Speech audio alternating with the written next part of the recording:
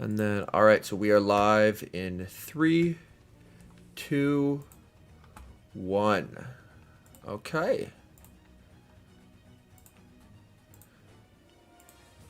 We are officially live. Okay.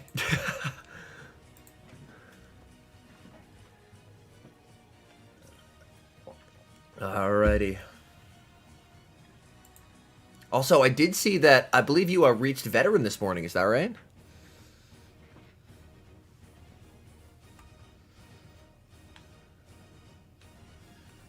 Yo, what's up, Dr. Stalemate, Golf Professor, Cyber Pal?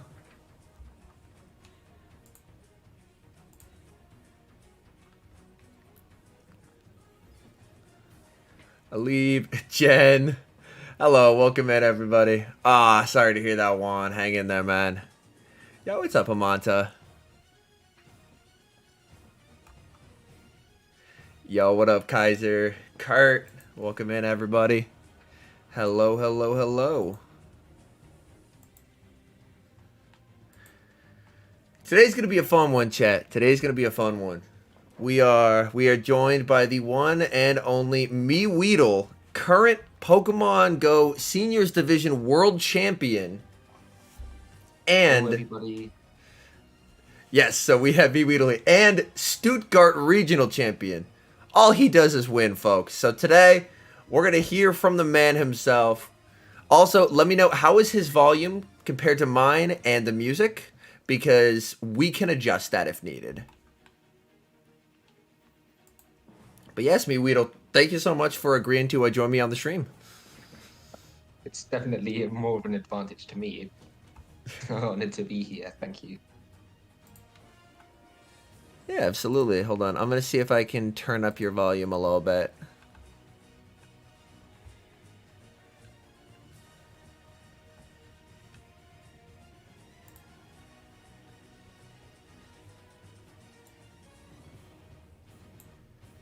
All right. Can I have you speak again for me?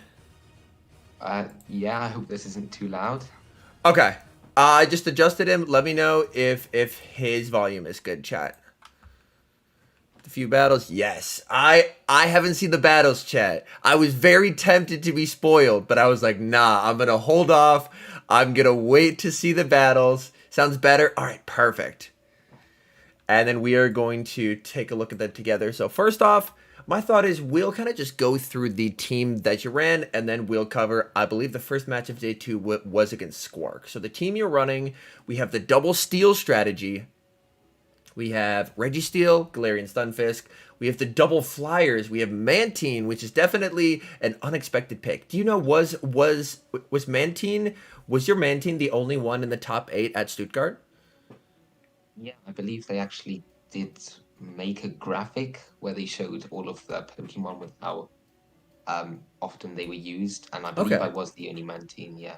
Nice. So at a Worlds, you had a Araquanid, the bulky bubble beam spammer that resisted fighting, and then now you said new meta.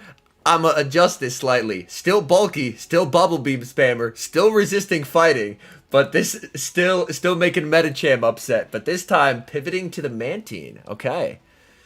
And then so we've Mantine, Noctowl, and then we have the Metacham, which is very nice. Of course, Metacham being a very nice anti-steal.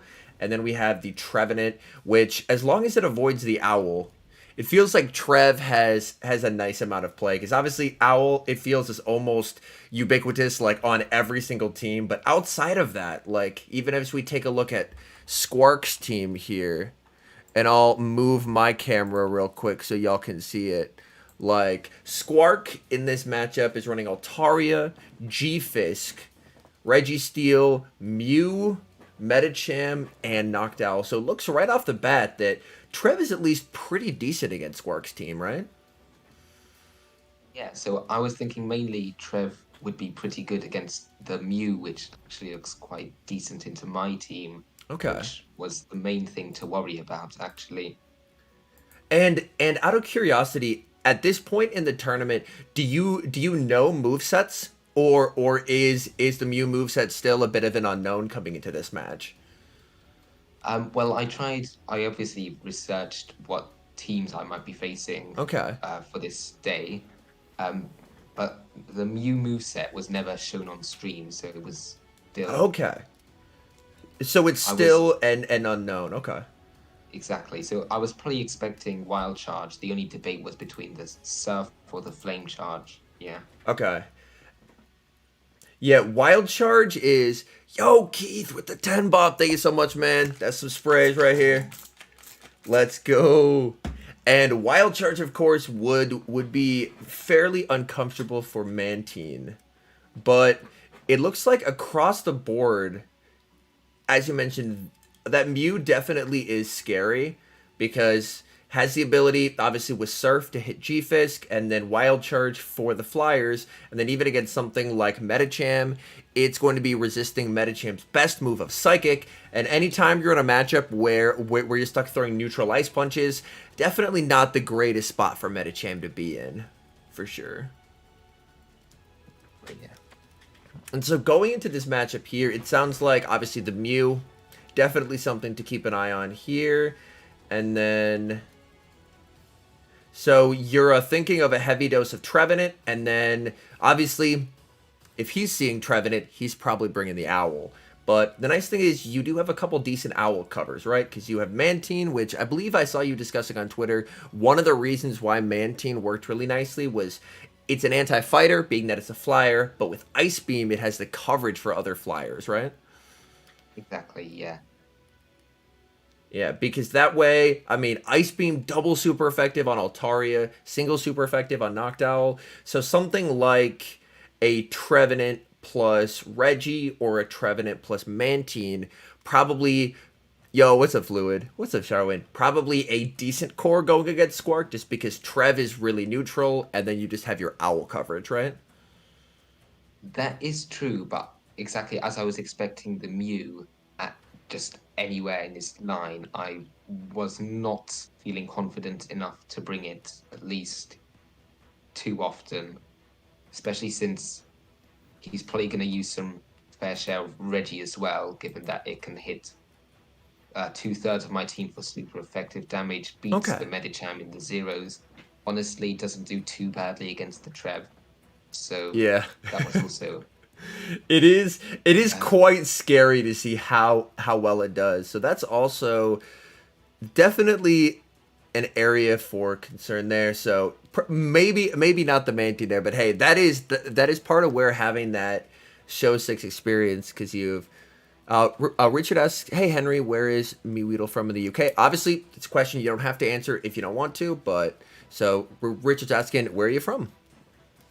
oh yeah, so I am originally from London, but I moved to Switzerland a long time ago now. So now currently I am living in Switzerland, but I speak English at home. I'd say my English is definitely better than my German. So yeah, Awesome. Awesome. So we've got Trev feeling like a bit of a must. Mantine a bit scary, just as you mentioned, the double electric coverage from Wild Charge on Mew and the Zap Cannon there.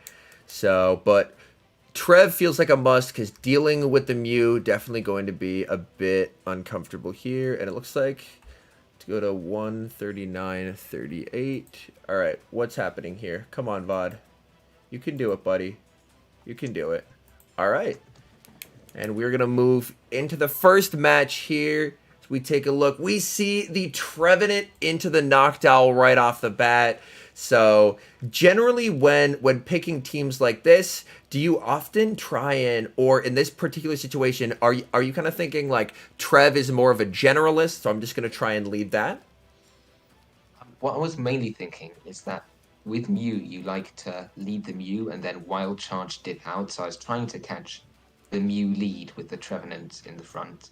And Okay. if that didn't work, then I have the Noctowl in the back to hopefully be aligned to the Mew, which, looking at this, you can kind of already tell is not very successful. But Yeah, and I mean that'll happen because you're trying to read your opponent, but the situations like this is what I do enjoy about watching the like having 6 but bringing 3 type format is obviously this is a crushingly bad lead here, but based on what they bring into your safe switch, which in this case I'm guessing is probably going to be the knockdown, hopefully that can give you kind of a read as to what they have in the back. Because it feels like a pretty safe assumption against your team that Mew's coming every game, as you mentioned.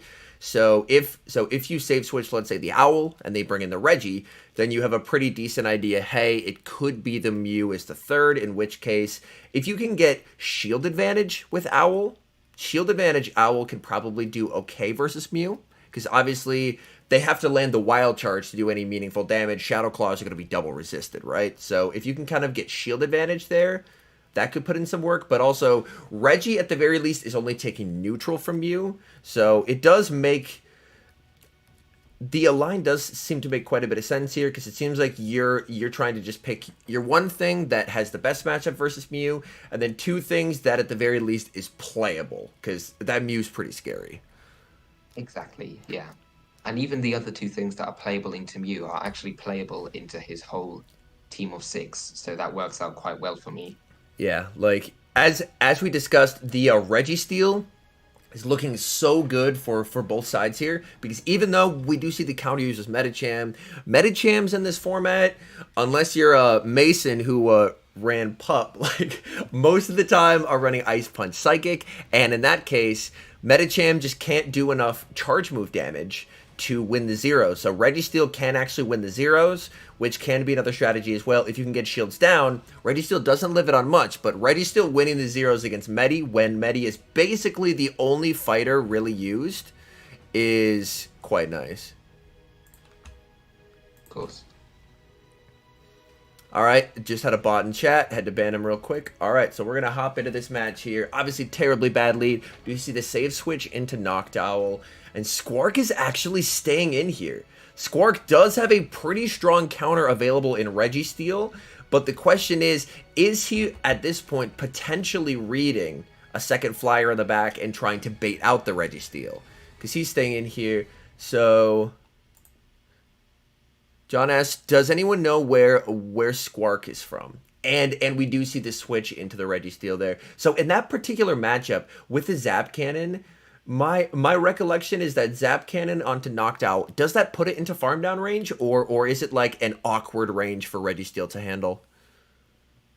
Exactly. So I experienced in an earlier battle even that the Registeel, if it doesn't get like a few wing attacks should be enough, but if it doesn't get any chip damage at all, Zap Cannons plus lock-ons, you cannot farm it down without throwing 2 moves. Okay. So that makes sense, because that is, like, Reggie is obvious. Also, yo, with the dono, thank you so much. Welcome in. That'll be a spray there. So, in this case, Squark opts to get those wing attacks, as you mentioned, but fires off a charge move, which obviously does put you in a range where a single zap can KO, but has given you a pretty sizable energy lead in this matchup, which is kind of nice, because Noctowl, of course, very quick energy generation with wing attack, and these Shadow Balls do add up quite a bit in the Great League. I believe 3 is enough to threaten the Reggie here. So we are going to see continuing to farm, and Squark over farms slightly here, allowing you to reach a second Shadow Ball, which is kind of nice. It's going to connect, getting his Reggie close to the red. He's firing off the Focus Blast, because at this point, Focus Blast will be lethal. And now it's decision time. Energy on the Trev, not particularly useful, so we do see Weedle commit the shield here, and going to potentially try and make a play for swap. It'll definitely be tough, but could also switch out of this as well. We see another Focus Blast coming through. This is tough. He does have a lot of energy on the Noctowl. We are going to see a double shield here, because Noctowl is pretty universally useful here. Just going to continue to farm. So at this point here, you've had the double shield. Is the hope basically that Squark takes his 2 shields? exactly, yeah. So here I was just trying to go for switch. From this point on, it was quite obvious that he would have the Mew in the back. So I really wanted to get my Trev on the Mew rather than in the Noctowl that can just completely farm down the Trev. Gotcha. So even going down 2 shields for switch here seemed like a good deal for me. Yeah, because hopefully then you can lull him into a false sense of security of thinking, oh, I don't have switch, but at least I have shields. That makes sense. And then going for the Sky Attack here. Sky Attack is resisted. Like, you can see Squark thinking about it, and he does let it go. Oh, that's nice. That's very, very nice. In comes the opposing Noctowl, which doesn't have any energy here. Gonna farm up, fire off the Sky Attack. Squark can throw right away to deny the second Sky Attack, or Squark may look to overfarm here. So we are gonna see a no shield here from Squark. Squark chooses to overfarm, okay, and then lets you get the second Sky Attack, which is nice because this will get the Owl quite low. We do see a no shield from Squark. This is going to get him low. He will have to throw. He can't farm down here, so he will have to throw. And then 2-shield Mew is definitely scary. Hey, I'm happy to hear that, Rustan. I'm happy to hear that. 2-shield Mew is definitely scary. We do see the undercharge to get a little bit of extra farm there. I'm a little surprised with the undercharge. He didn't switch lock the Mew, but I guess. And then as we're going to see, you're of course going to send in the Registeel. Sends in the Mew. And as you had mentioned, you were pretty sure it was Wild Charge, because Wild Charge, Flyer meta, a similar strategy to you with Mantine and Ice Beam, right? Exactly, yeah. Wild Charge is generally the preferred move, even before the flying meta. It's a very good nuke move. I mean, what else is there really to say about it? That's fair. And then you had mentioned that the one thing you weren't sure of was Flame Charge versus Surf. And that obviously matters quite a bit in this endgame with you having 2 Pokemon that are weak to Flame Charge. But I guess at this point the hope is kind of no Flame Charge, please. No thank you. Exactly, yeah. Alright. So as we move through here, Registeel... Zap Cannon would do a ton of damage, so we are almost assuredly going to see a shield from the Mew. Obviously, 66% chance of an attack drop. So we see the Zap Cannon come through onto the Mew, and we do get the debuff.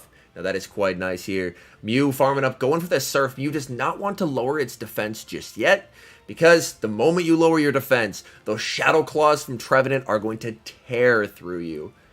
Squark still does have his Noctowl left alive, but it's very low. Squark continues to farm. A second Zap Cannon is reached. Squark thinking about it here. He will commit the second shield. Do we see another debuff? And we do! Aggressive switch into the Trevenant.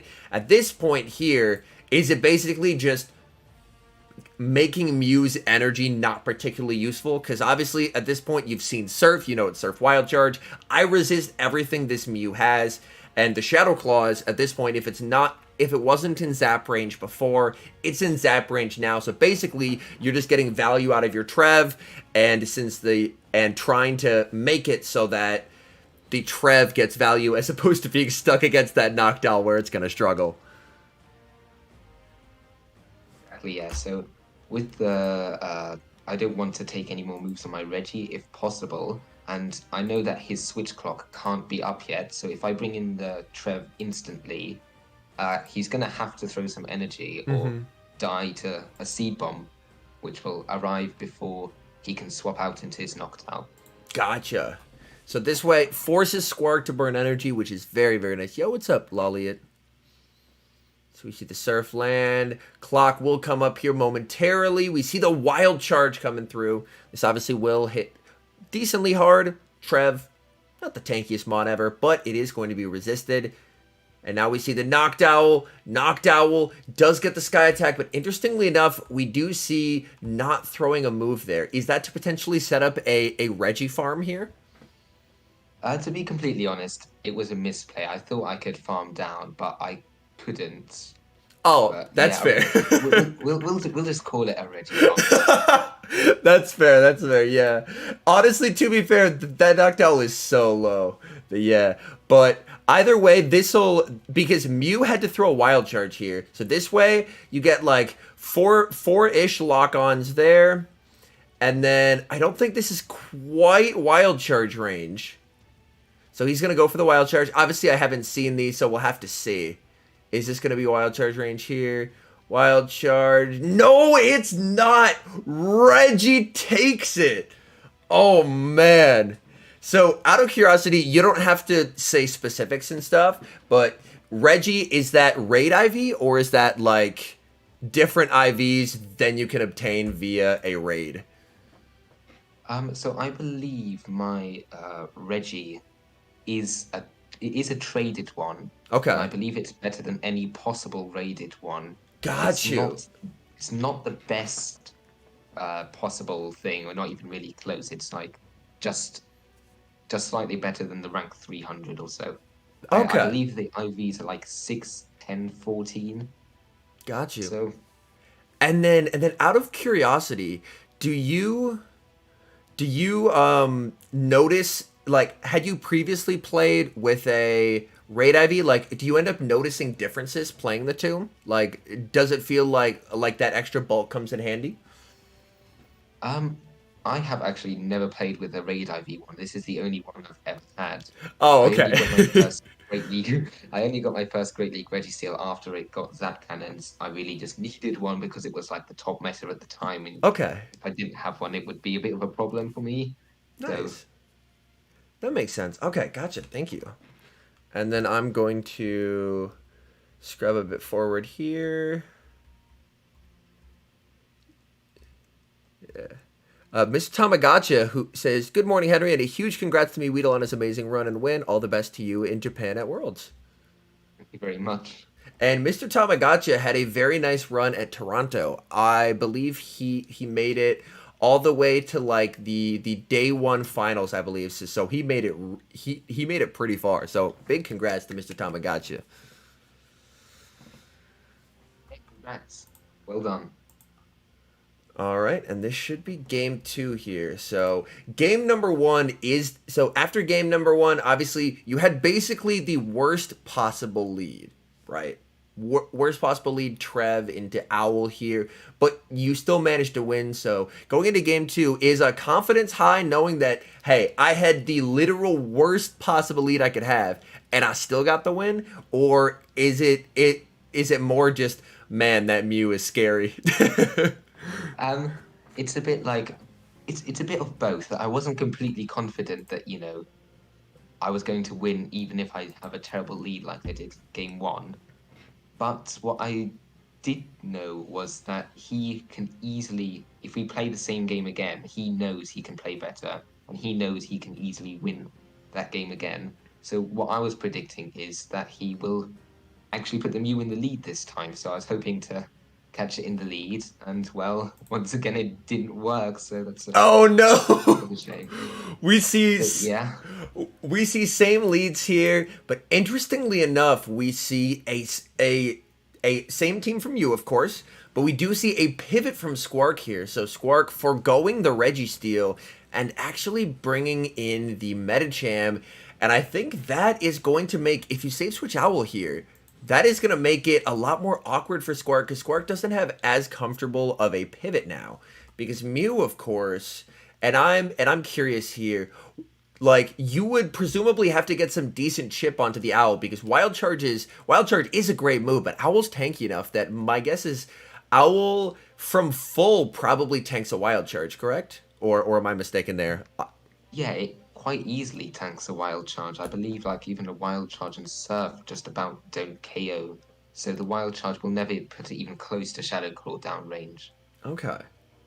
That is super good to know here. So then if you're kind of Squark in this situation, you're like, well, I keep reading these leads super well, but the lack of Reggie here is something that is a bit awkward. And then Squark may not know this at the time, but I believe I saw on Twitter you posted after your run that you're running some interesting IVs on this Noctowl.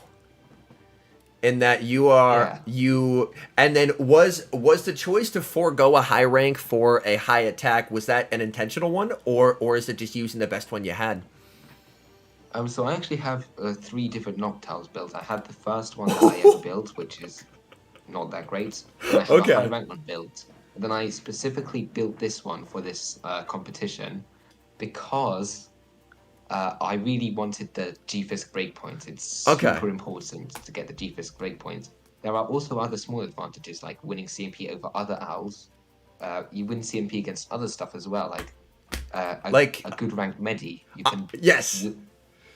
win CMP against a high ranked Medi, which can be very important. Yes, and then typically in this competition, especially at the higher ranks, you'll notice a lot of people are running those high rank medis, so picking up that CMP is quite nice.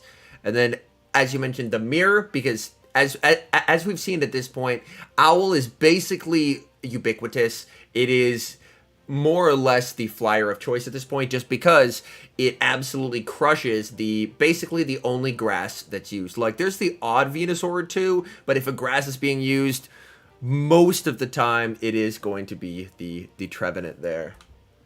All right, so we do see the pivot into the Noctowl here, and without the Registeel, Squark in a bit of an interesting situation here, because if he sends in the Mew, Mew can take super effective damage. So if you're Squark, you almost may have to stay in, but if you stay in too long, then that removes your best Trev counter, and then Trev goes absolutely wild versus his backline here. So it almost feels like Squark is in a bit of a tough spot here, despite the fact that he got the best possible lead he could have hoped for, right?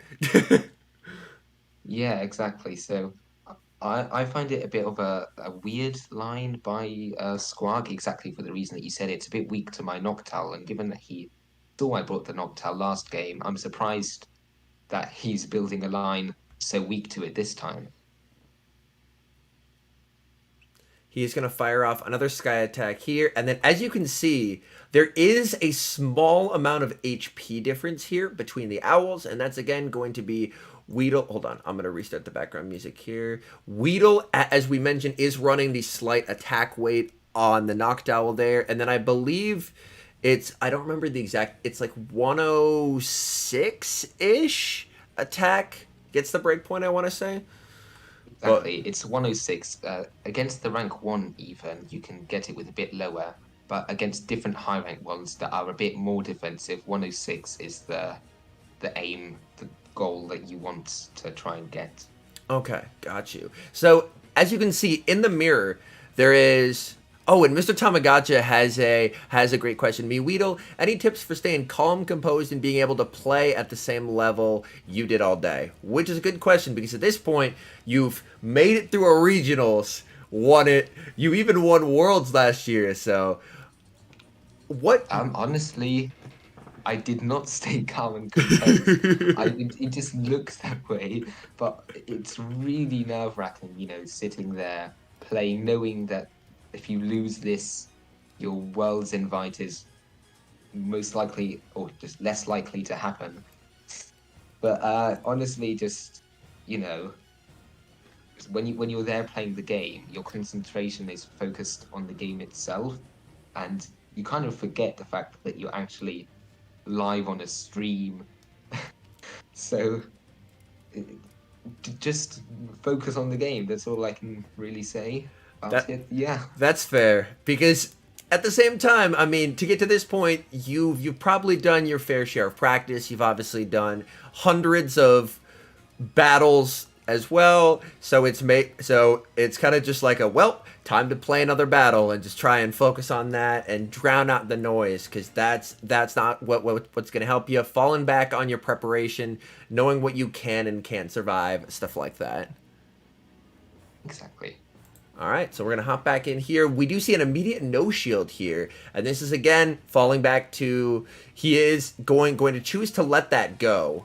And as we see, the slight difference in terms of IVs there, since Weedle switched in, he's obviously a turn behind because turn takes a switch, and Squark does a nice job of nullifying the CMP advantage that Weedle has, because if we notice, Squark threw as soon as he got the Sky Attack, because when you switch in, obviously you're a turn behind, and if Squark throws before you, then Squark, obviously you don't technically get your sneak because you were desynced by a turn, so that even though you win CMP in that particular matchup, Squark can then win there just because he is ahead by a wing attack. So he played that very well, knowing that when I save swap my Noctowl. So that obviously, yeah, well played by him. There's not much I can do here. I'm not gonna ever win switch. So as long as we match the same amount of shields, yeah. And then you can just begin to get some energy on Reggie here. The uncomfortable thing, oh, we do see a pivot into the Mew. Okay, interesting. So so at this point he's seen the team of 3. He knows that he knows that at this point I need to save my Owl for the Trev, because if he doesn't save that, obviously Trev is going to do very well versus the Mew and versus the Metacham. So we do see the pivot into Mew, firing off the Zap Cannon here. But this is a very different spot to game one here, chat, because game one, Mew had 2 shields. And honestly, it still struggled a bit versus the Reggie, just because Reggie is very tanky. It's only hitting for neutral, and now we are going to see these Zap Cannons flying off. We see the no shield that's able to connect, but we do not see an attack drop like we saw previously. So Surf is going to be fired off here at the Registeel. We do see the no shield from MeWeedle. He is going to let that through. And this is a bit of an interesting spot here, because there's a strong desire to pivot, as we do see the pivot there, but it's definitely going to be tough because that Owl is still barely in the yellow. So getting rid of the Owl is going to be tough here. Mew falls just short. We're going to see Squark bring back in the Owl. Weedle farming up here. Going to go for the Shadow Ball here. Shadow Ball will do some chip. Is this going to be enough to get rid of the Owl here? Shadow Ball is not. Knocked Owl just so dominating in this matchup. Squark is going to fire off the Sky Attack. Squark knows he needs to get rid of the Trevenant, because when he gets rid of the Trevenant, the Reggie has been chipped enough that... And he is going to realize that he's not going to be able to force a move, so he switches in the Metacham. We see the Zap Cannon, but at this point, it's looking like Reggie just doesn't have enough HP. And again, so we saw 2 Zap Cannon debuffs in game 1. Game 2, the RNG just not working out there. And we do see the Ice Punch, and then at this point, we see Weedle just let it go, recognizing that the game is over there. So Squark was very weak to the Owl, but he ended up neutralizing that quite nicely by... As we discussed, taking advantage of the fact that switching takes a turn, firing the Sky Attack as soon as he gets it, to make it basically not a true mirror match, and that you would always be behind by 1. And then once your Owl was out of the way, he could just pivot into one of his Psychic types to bait back out the tree to then let Medi close. So that was it looked quite scary for Squark, but Squark was able to play it nicely. And then Golf Professor asks, Weedle, any tips on building team of 6, especially with the new meta and only having limited time to adjust? That's actually a fair point as I scrub through to find game 3. So the meta adjusted, what was it, like 4 to 5 days before Stuttgart? Yeah, exactly. It was very quick before Stuttgart.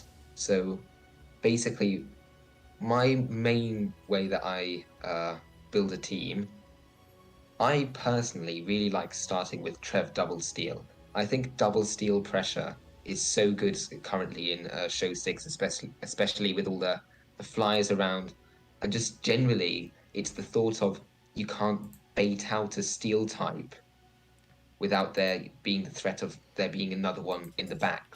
So I like starting with Trev Double Steal, and then usually from there I just add a few Pokemon, usually like what I would call my MVP. Like last time it was Araquanid, this time it was Mantine. So then I add the Mantine to the Trev Double Steal, and then obviously this is all on PV Poke. Definitely use PV Poke, the team builder. Invaluable resource. Tool there is so useful. And then from there you can just have a look at what it struggles a bit against, what it's already decent against, and from there you just add a few other good Pokemon. So in my case, it was Medi Noctowl Core, which is like the most used core currently in regional tournaments. Got you. And then out of curiosity, were there many Nidoqueen at the tournament? Because obviously Nidoqueen having to go to 6 for Fang instead of 5 does seem to have made a massive impact, at least in terms of GBL. I'm basically not seeing it used anywhere. And this tournament in particular, did you notice? Because there was definitely some Nidoqueen usage prior. Was Nidoqueen usage definitely down? Well, I saw 0 Nidoqueens like the whole day. No Wow. one in top 8. I didn't see any even day 1. So, I mean, it's not surprising. It's a pretty heavy nerf to it. Yeah. But Those neutral matchups that it used to just overpower having to farm that extra 2 turns to your first doesn't seem like a massive change, but that's basically 20% more turns from 10 to 12 to the first, and over the course of a matchup, not having that debuff sooner adds up in a pretty massive way. And also, Lolliot says, at the point where you can only fire off one move, do you go Shadow Ball or Seed Bomb versus the Owl? Obviously, Shadow Ball, stronger move, double resisted. Seed Bomb, weaker move, single resisted. Yeah, so if you can only go for one move, this might seem a bit weird given that, exactly as mentioned, Shadow Ball is double resisted and Seed Bomb only singly. Shadow Ball actually does more damage than one Seed Bomb in that scenario. So if you can fire one and you need to do as much damage as possible, always go with the Shadow Ball. All right, perfect. And we're going to move into game 3 here. And then this round, I believe, was best of 3, correct? Yes, this was still best of 3s, yeah. Got you. And then RTG says, yeah, I honestly do think it was a bigger nerf than Walrein, because Shadow Walrein, I've still had a lot of success with it, whereas I've played against people running Nidoqueen, and it's felt like it's been more of a liability. So as we see game 3 here, and we finally see Weedle catching a lead. Let's go. So we do see the adjustment here, running the same team of 3. So basically just saying, these are my best 3 versus Mew. I'm just going to keep running them, but I don't want to keep leading my Trev into that Noctowl. And so at this point, it's basically just anticipating. He's hard won to lead twice. He might just lead Noctowl a 3rd time. And then even if he does lead Mew, Reggie at least can get the Mew low enough to the point where either one of the back 2 Mons can get rid of it. All right, as we move into the match here, and then we see the pivot into Mew, and we see Weedle going to stay in here and try and go for a Zap Cannon. Zap Cannon will, of course, pressure a shield or do massive amounts of damage. We see the Surf, immediate no shield from Weedle. It's unlikely Squark is going to debuff himself this early, so a pretty safe, no shield there. And then very nicely timed there, throwing in the middle of the Shadow Claw, trying to minimize the amount of free turns. We do see the Zap Cannon connect. And now we're going to see the pivot into the Noctowl here. So at this point, bringing in the Noctowl, are you predicting a repeat of the game 2 line? Because obviously it seems like his team is, again, designed to bait out the Trev. So at this point, was it kind of a hard read Medicham in the back? It was a hard read Medicham or Registeel, because as we saw in game 1, he brought Registeel in place of the Medicham in what was otherwise exactly the same team. So either one, Trev is going to do well. Matchup, exactly. Got you. And then we had discussed earlier as well about Mew not being able to one-shot with a Wild Shard, so he's going to put it to the test. Look at that confident no-shield. He's like, nah, I tanked this. Wild Charge, that did nothing. What the heck? Noctowl really is a beast. That did nothing. I guess to be fair, Mew doesn't get stabbed, but still, sheesh, that did nothing. And now if you're Squark here, this is a bit of an awkward spot to be in, because you can... Oh, the Zap Cannon got the debuff. Oh, gotcha, Kareem. Thank you. I missed that. My bad. We're just going to see, at this point, you just want to get as much damage off as you can. So we see Weedle not over farming, just firing off as many charge moves as he can, just getting the Owl as low as possible here. If you're the Owl, you are going to try and want to over farm here, and that's exactly what Squark is going to do. He's going to over farm. Weedle can let this go, knowing that his Owl did its job, and if it's either the game 1 line or the game 2 line, he should be at a very good spot. And we see the head shake from Squark. At this point, Squark knows it's over. One Ice Punch, not going to be lethal. Does hit for super effective damage, but not going to be lethal. So we do see the no shield here from MeWeedle, recognizing it's a ghost type. These are counters. I'm not getting countered down unless something terribly bad happens. And going to fire off the Shadow Ball here. Does he just try and go for 2-shield Owl here? That makes sense. He's going to let that go. And then, as you're going to see there, Weedle overfarmed, played to CMP, but Weedle did not bait. And that's in a very good matchup like that. This is something that I feel like a lot of really experienced players know, but I'd like to kind of hear your input on it as well. But in that good of a matchup there, basically Squark kind of has the incentive because Squark is never going to be able to farm down, and he gets to Ice Punch in 12 turns, whereas you get to your Seed Bomb in 10 or the Shadow Ball in 14. So basically in that situation, it's the situational awareness of recognizing that this is a really bad matchup for Squark. So odds are he's probably going to try and make a knockdown play. So in that case, it's not worth baiting just because he doesn't have incentive to shield there, right? Yes. Also, especially that from there, I believe the Medicham has enough health to survive a Seed Bomb as well. So if he does no shield and I do Seed Bomb, they get off another Ice Punch, and that basically just loses me a shield for no profit. Whereas if I do go for the Shadow Ball, he has the shields, and I can just match shields. Exactly. And exactly, yeah. And then after you've matched shields at that point, then after a few more Shadow Claws, it probably is Seed Bomb range, and then you're just cleanly able to outpace. So for Squark, there's no reason to shield. So it's the situational awareness of recognizing what helps my opponent in this situation and how can I avoid doing that. Because at this point, you've read the team, if you've made the plays to get here, it's basically, how do I not make my opponent's life easy in this moment? Exactly. So we see in comes the Noctowl farming up here. Oh, this is going to be close. Hold on one second.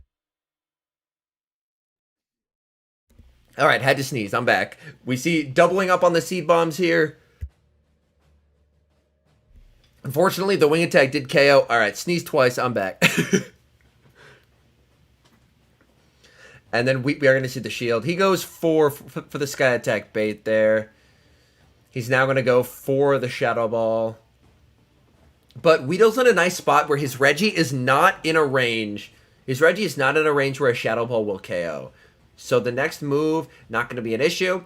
But just to be sure, since he's going to have to farm down anyway, may as well fire off the Zap and basically just hope for a debuff here. Zap onto the Owl. No debuff there.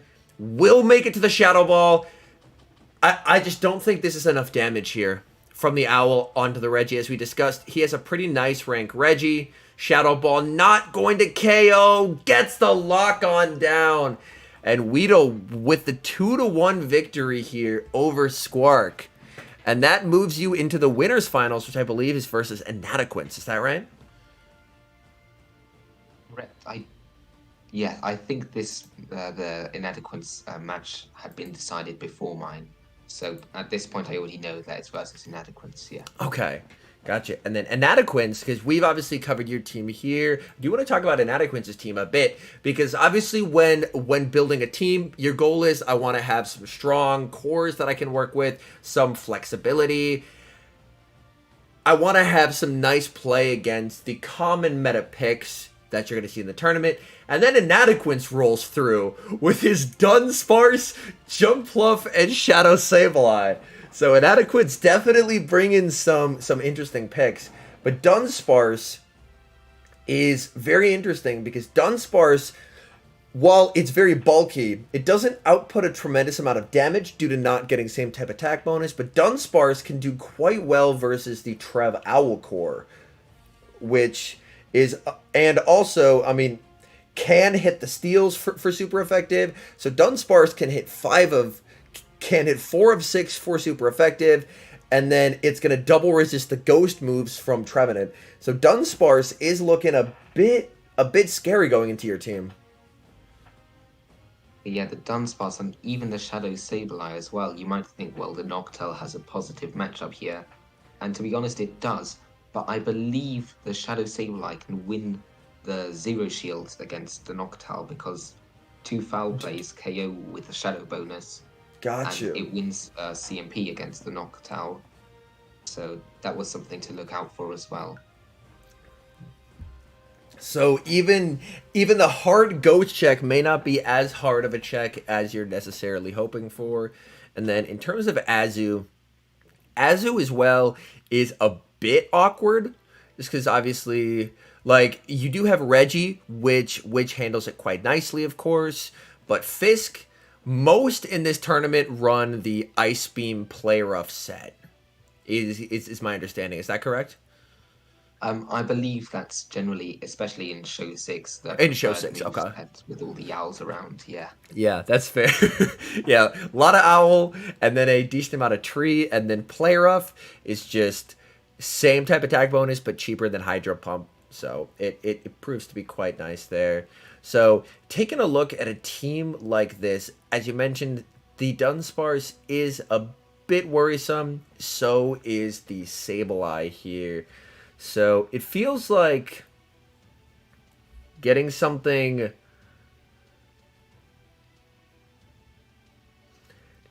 His team is also very bulky, isn't it? Azu, Dunsparce, Medi. Shadow Sableye is his glassiest Pokemon, but he definitely has a lot of bulk to the team. But the nice thing is you definitely do as well. Mantine can go toe-to-toe in terms of bulk with most anything on the team. But Mantine, of course, not going to appreciate the Azumarill. So it's definitely going to be a tough matchup here just based on paper. But going into it, what mons were you thinking kind of stood out for you as like, this is something that I can put to good work? Well, the first thing that immediately can be seen is my Registeel looks pretty solid. I believe it wins like the zeros against everything, I want to say. But I don't know if it beats the Shadow Sableye in the zeros. I know it beats it in the ones if you get the debuff on the first Zap Cannon. Okay. But also, I just wanted to point out the Mantine, I believe, actually beats Azumarill in the one shields. So Really? Is yeah, that it's not as bad as you'd think. Yeah. that's oh, the wing attack buff is so nice. This is slightly unrelated to this, but I was discussing with some channel members earlier. But one thing that I really like about the wing attack buff for quite a few Pokemon, like I was counting among those like Gliscor, Charizard, stuff like that, is the ability to have 5-4 pacing with a 2-turn move. Because that was what Walrein had previously. And it feels like a lot of very strong Pokemon with 2-turn fast moves have that 5 pacing, something like Trevenant, but that wing attack buff being able to have 5-4 pacing on some of those mons like Gliscor proves to be very helpful. I mean, not just in Show 6, but in GBL as well, because being able to pace that quickly, you find yourselves just outpacing a lot of common meta stuff, and that proves to be. And Pelipper as well is a big one, of course, which I'm a little surprised Inadequins didn't bring Pelipper, because Pelipper is like his boy, right? Yeah, I know. I was like almost expecting Pelipper as well until I looked up his team, which really surprised me what I saw. I would never have expected Dunsparce. But yeah. Yeah. All right, so we'll move in here. Looks like 308.55. As I mentioned, chat, I haven't seen these battles yet, so I am seeing them with you guys the first time, but I did go through and I was like, okay, teams are here, battles are here, and then I didn't watch them. All right, here we go. Game number 1. See Noctowl into the Dunsparce here. I'll be honest, I don't know this matchup because obviously I'm not well versed on Dunsparce sims here, MeWeedle, I'll be honest. But Dunsparce is of course hitting you for super effective damage, but it's non-stab. Owl is very bulky. I imagine this would be a slightly negative matchup. Yes, this is a pretty negative matchup, I believe, as well. Okay. Um, what is nice though is that Noctowl with the buff does get to like the first Sky Attack at the same time as the Dunsparce. Ooh, So that's I nice. believe you can get off a Sky Attack and chip and dip if you wanted to. But if we look at my backline here, I'm using a double Double steel steal. backline. Exactly, meaning that I probably don't want to even throw any damage, just immediately try and swap into one of my steel types.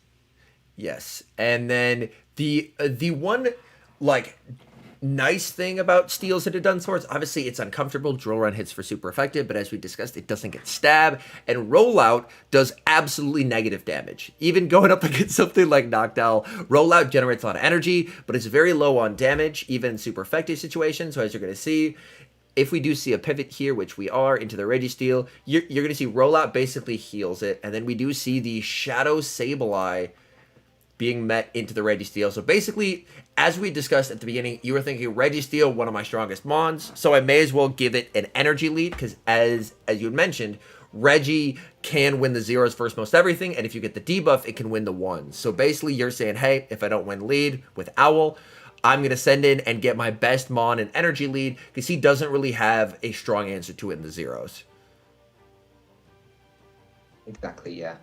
And I even checked the sims the previous day, just to make sure how Registeel does against the Shadow Sableye. So should do pretty well. I believe, yeah, winning the one shields as long as you get the debuff on the first one. So I was actually quite happy to see the Sableye coming in here. Nice. And then Dr. Stillman asks, my only question is this. Did they have a pool of stuffed Pokemon to pick from, or did you get to bring your own? The ones that are on the table there, those are, I believe, all of our own. So, oh, that's awesome. I don't think there were any you could pick and bring to the stream, but you brought your own from home.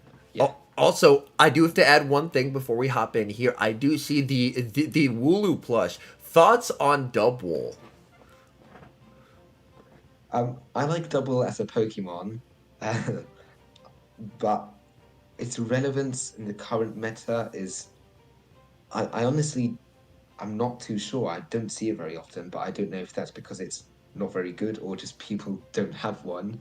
But yeah, it is. It is definitely very tough to get one, because I believe currently, if you didn't catch one way back when the Sword and Shield event was out, I believe you have to beat an elite raid and then get lucky with a rare spawn. Exactly, yeah. And then also the main problem is it loses to Medicham.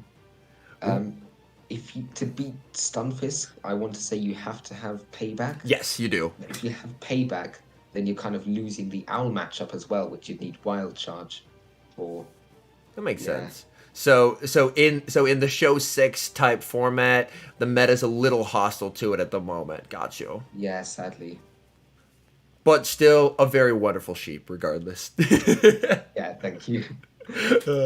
So we do see the Shadow Sableye here firing off the foul play, and we do see the immediate shield. So this is basically you falling back on your sims, basically just being like, hey, I know I win the ones if I get the debuff, so I'm going to shield the first move, zap cannon, and then if I get the debuff, I can win the ones and then win switch or force shield advantage.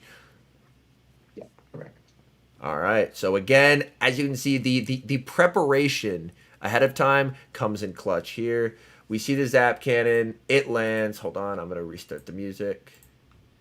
The zap cannon lands, and we do see the debuff. Okay, that's nice. Yo, what's up, Scooter? I'm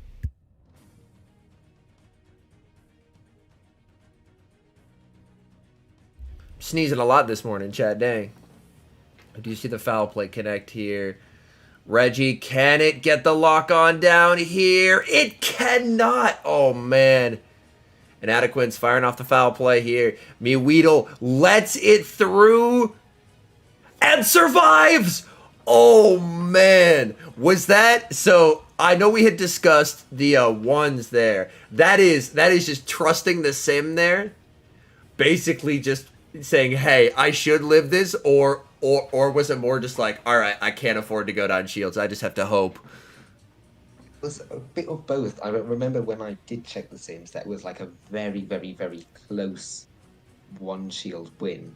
But at the same time, I just didn't want to go 2 shields down, because it's never a good thing to happen. I usually don't go 2 shields down unless switch is absolutely needed, which in this case, not really. Yeah, because either way, Dunsparce can hit your entire team for super effective. That makes sense. Exactly.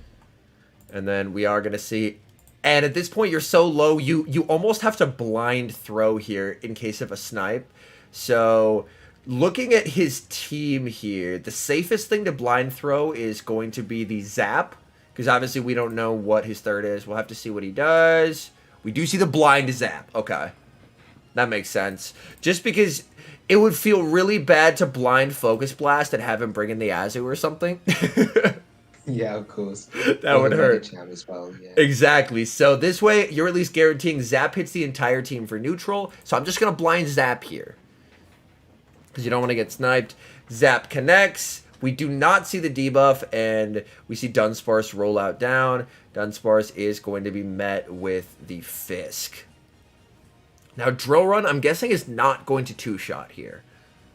We'll have to see, though. Okay, it's not going to two-shot. We see the Medi pivot into the Owl. Medi does have an energy lead and a shield advantage, which is a bit scary here. So, like, you kind of have the alignment you would more or less want.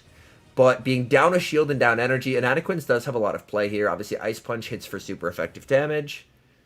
Alright, we are going to see Sky Attack, firing off. Immediate shield here from the Medicham. Inadequance knows that this Medicham is going to have a lot of value here. Alright, continuing to farm. Oh, man! Oh! Okay, and then we see Inadequates going like that. That is the chat. This is a callback. If y'all remember earlier, we talked about the slight attack weight Owl that can win CMP over certain high rank Medichams. Guess what just happened there? So, out of curiosity, did you hear like did he say something to you in that moment, or was it basically just a gesture?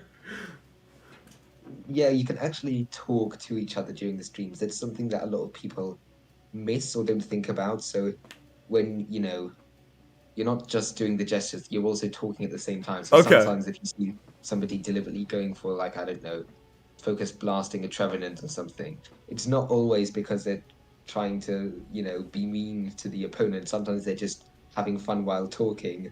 The opponent might say, come on, focus blast me. It's something in that kind of area. But yeah, he was like saying, oh, not you got the high attack Noctowl. And yeah, it was quite funny. Oh, that's awesome. Yeah, because if you saw their chat, I'm going to go back slightly. Inadequance had the move before Weedle did, but Inadequance here is trying to maximize energy. Like you see, he has the Ice Punch, but Inadequance is trying to maximize energy here. So he overfarms. Inadequance intentionally plays to the CMP, but he's like, you've got the high attack Owl there, and that pays off massively because now Weedle is able to get the final shield, which is what he needed to do. And then we are going to see the small amount of bubbles here from Inadequance. We see the no shield from Weedle. Yo, what a nice undercharge there by Inadequance. But now in comes the Stunfisk, and then you just really want to get to the Quake. Gonna send it in the Sparse. Should be able to overfarm a nice amount here. Oh, the counting! Oh, man. That is so tough. Was that CMP there? Yeah, I believe that was CMP. Oh, that's a tough one. That's a bit of a misplay from me. Yeah, I thought I would win CMP at least, even if it was CMP. So that's yeah. Yeah, Dunsparce, that's part of, I guess, an advantage of running a Pokemon that isn't necessarily the most well-known is, like, be honest, chat, who in chat knows exact, like, Dunsparce CMP wins? I thought so.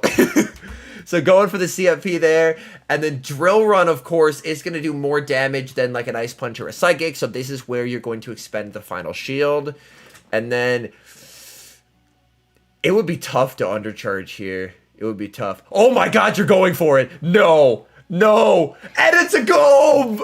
Stop it. Stop it. Dude, you are cracked. Holy shit. What an undercharge there. Is that basically just going off of instinct there? Or was that something that had been researched? No, I had no idea the exact damage percentages of the Earthquake on the Dunsparce. It was just, feeling, okay, this is roughly how bulky the Dunsparce is.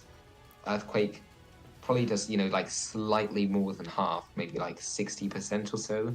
Okay. So if I undercharge it, like, just a little bit, it will do, less than half or something. Got you. So as we see, he does 1 line, 2 line, 3 lines, and then he stops and lets the entire last line through. And at this point, like, it leaves Dunsparce in, elite play, absolutely, Kel. It leaves Dunsparce in a really unfortunate spot because Dunsparce is doing basically no fast move pressure to the Fisk. So this is literally just free farm for Weedle here. And Inadequence does have a move loaded, but he doesn't have 2, and he makes the Quake. Wow. That's crazy right there. That's crazy. And then at that point, that's basically just recognizing, hey, if I don't undercharge there, you're going to take too many counters, and then he can go for a charge move and then probably knock you out. So that's basically just saying, I need to get energy, and I have to do it against the Mon that's doing no fast move pressure. But yeah. Very, very nicely done. See there, that has to be a sigh of relief after that game, I imagine, because knowing that hey, I have to undercharge against a Pokemon that I haven't really battled against before is probably a bit stressful in the moment, but being able to pull it off there has to be just a deep sigh of relief of just like, man, I did it. Now I can take a breath and just be like, whew, okay. Game 1 is done, and then this is winners finals. So this is best of 5, correct? Yes, this is a best of 5 from here. So yeah, it's not even close to over yet, because still like potentially 4 more games versus Inadequance is not easy. Yeah, Inadequance is a very, very talented trainer. As we're going to see, moving into game number 2, we see the Sparse return, but it's met with the Registeel. And as we mentioned, Registeel does have a pretty decent Zero Shield matchup here. It does get outpaced by Dunsparce, but Drill Run is not going to 2-shot here. And you need 2 moves to KO, so I imagine odds are probably Zap into Blast. I believe I just went straight Blast, I think was the main thing to do. Gotcha. Because if he needs 3 moves to KO anyway, the Zap debuff may change it to 4 moves. He'll need 3 moves either way. So there's not much point in trying to go for a debuff on the Dunsparce. That makes sense. Again, was that something that was researched the night before? Now that you're like, okay, I have to deal with the Dunsparce. Like, what the heck are the matchups here? Because not a lot of us have those matchups ironed out. It's basically just recognizing, hey, I need to, like, Zap doesn't get me anything in this matchup. Even if I get the debuff, I still get 3-shot. So I just Blast, because Blast is obviously just going to do more raw damage. Exactly, yeah. And then we saw there, he got a shield with the Drill Run. Yo, what's up, Too Easy for me? We have a Stuttgart Regional Champion. Also, apologies if I'm just butchering the name of Stuttgart, by the way. I am struggling here. We Stuttgart Regional Champion MeWeedle, and we are reviewing his run to win at Stuttgart and to get an invite to Worlds. So we saw Dunsparce grabbed a shield. We saw the pivot into Medi, and as we see, Inadequence's line is built around baiting out the Trevenant, and that's exactly what he was able to do. So we see MeWeedle chose to fire off the Zap, get the debuff, and now this does set up Trev potentially to farm down. Because with the debuff, I believe 2 Ice Punches should be survivable. See the first Ice Punch, yes, it is going to be survivable here. So, might even get the farm down before he gets the second Ice Punch, and does! Oh, that is nice. That is nice. Oh, man. Yo, Ike, if you rewind by 5 minutes, you're going to see one of the nastiest undercharges you have ever seen. Also, Mr. Mumbles asks, how exactly do you pronounce your username? So, actually, the ME in my name is actually my real life name's initials. Okay. So, but people have been calling me MeWeedle, which I'm completely fine with, and that's probably how I'm most well known. So, just go with what suits you best, and I really don't mind.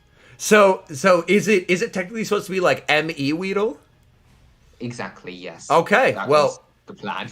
We can 100% adjust that. And then also, I believe someone asked earlier, how did you come across the username? Because obviously you mentioned the ME is initials. And then where did the Weedle part of it come from?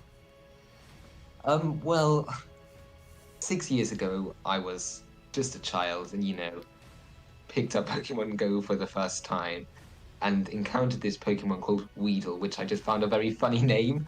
So that's where it came from. That's fair. That's fair. All right, so now we're going to hop back into the game here. Dunsparce into the Trevenant. Trevenant firing off Seed Bomb after Seed Bomb into the Dunsparce. Dunsparce will be able to tank this no problem, so we do see the immediate no shield here from Inadequence. Inadequence is going to fire off the Rock Slide, not wanting to take a third move. This Rock Slide, I honestly think it might not KO, to be 100% transparent, and it doesn't. Okay. Look at me just correctly assuming that Dunsparce doesn't do a lot of damage. Fired up the Seed Bomb. We're going to see the shield from Inadequence. Does Inadequence go for the farm down here? If it gets the farm down, that would be rough. New mechanic. No new mechanic there. Out of curiosity, because I believe the scan battles are held on a different client than something like Go Battle League battles. Do you guys notice that, like, what is often referred to as the new mechanic? Basically, like, in that situation, there's a 3-turn rollout, and you are 1 Shadow Claw away from your move. With the so-called new mechanic, you would technically be able to get that move off, but it's at least in Go Battle battles, it feels very inconsistent at the moment. Is that something that occurs in the Show 6 battles at all, or is that not something that you've noticed occurring? I think it actually does occur. I think it's just as inconsistent as in GBL. I mean, Okay. I'm not completely sure. I haven't done, infinite scan or friend battles to know the exact odds of it happening and not happening. But I believe it's just a bad mechanic that occasionally happens, and I believe it has happened before in battles like this. Gotcha. Okay, so we do see the Sparse getting the farm down, which is uncomfortable here. Just because Dunsparce at this health range is very awkward for Registeel to farm down, and leaving with a lot of energy here will be able to output some serious super effective damage on the rest of Weedle's Pokemon. We are going to see, goes for the catch and gets it!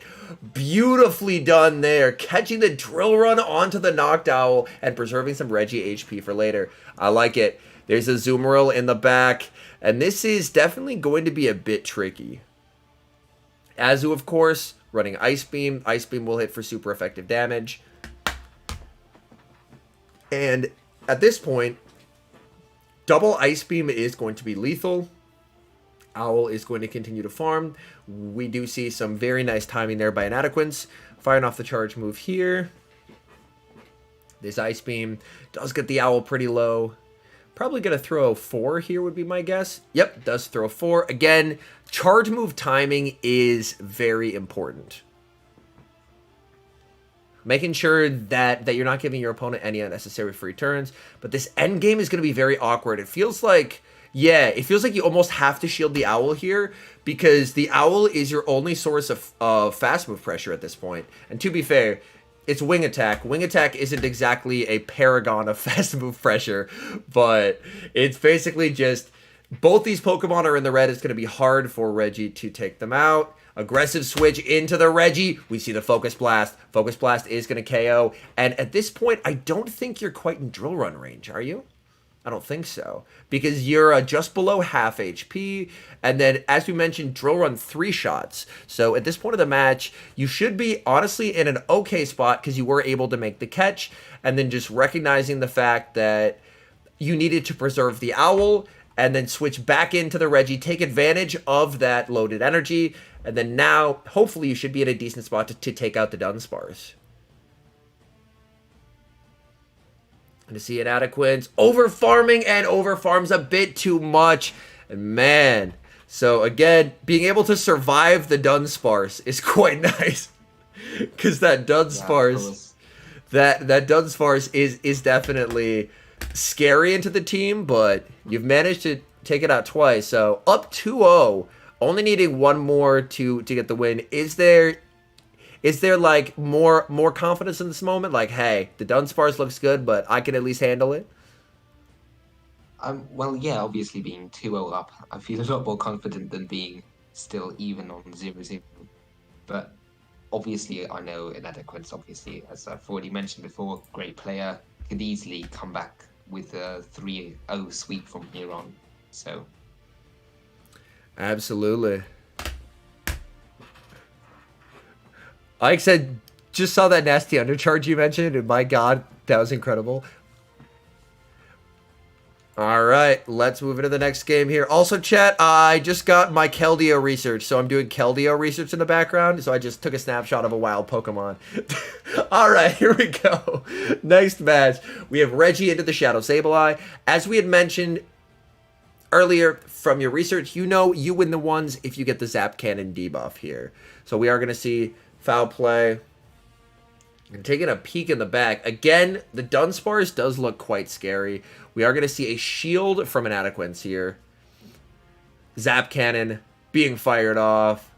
We do see the debuff again. That is quite clutch in this moment.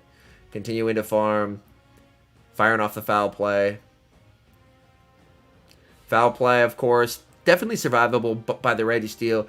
I think the question is, because you know you can obviously get the Sableye very low here. Do we see the double shield? We do see the double shield. So at this point, is it the awareness basically being like, hey, I'm going to take shield advantage just because you know that you are able to win the ones, but as you mentioned, it doesn't sound like you win the twos because they're able to double up just by pacing. Exactly, yeah. So I'm fine with my shield advantage here. Here I see he's one Shadow Claw away. I'm like 3 or 4 lock-ons away, so there's no reason for me to use a shield when he can just take switch anyway. Yeah. And then we see the Reggie pivot, which is going to be met with the Trevenant.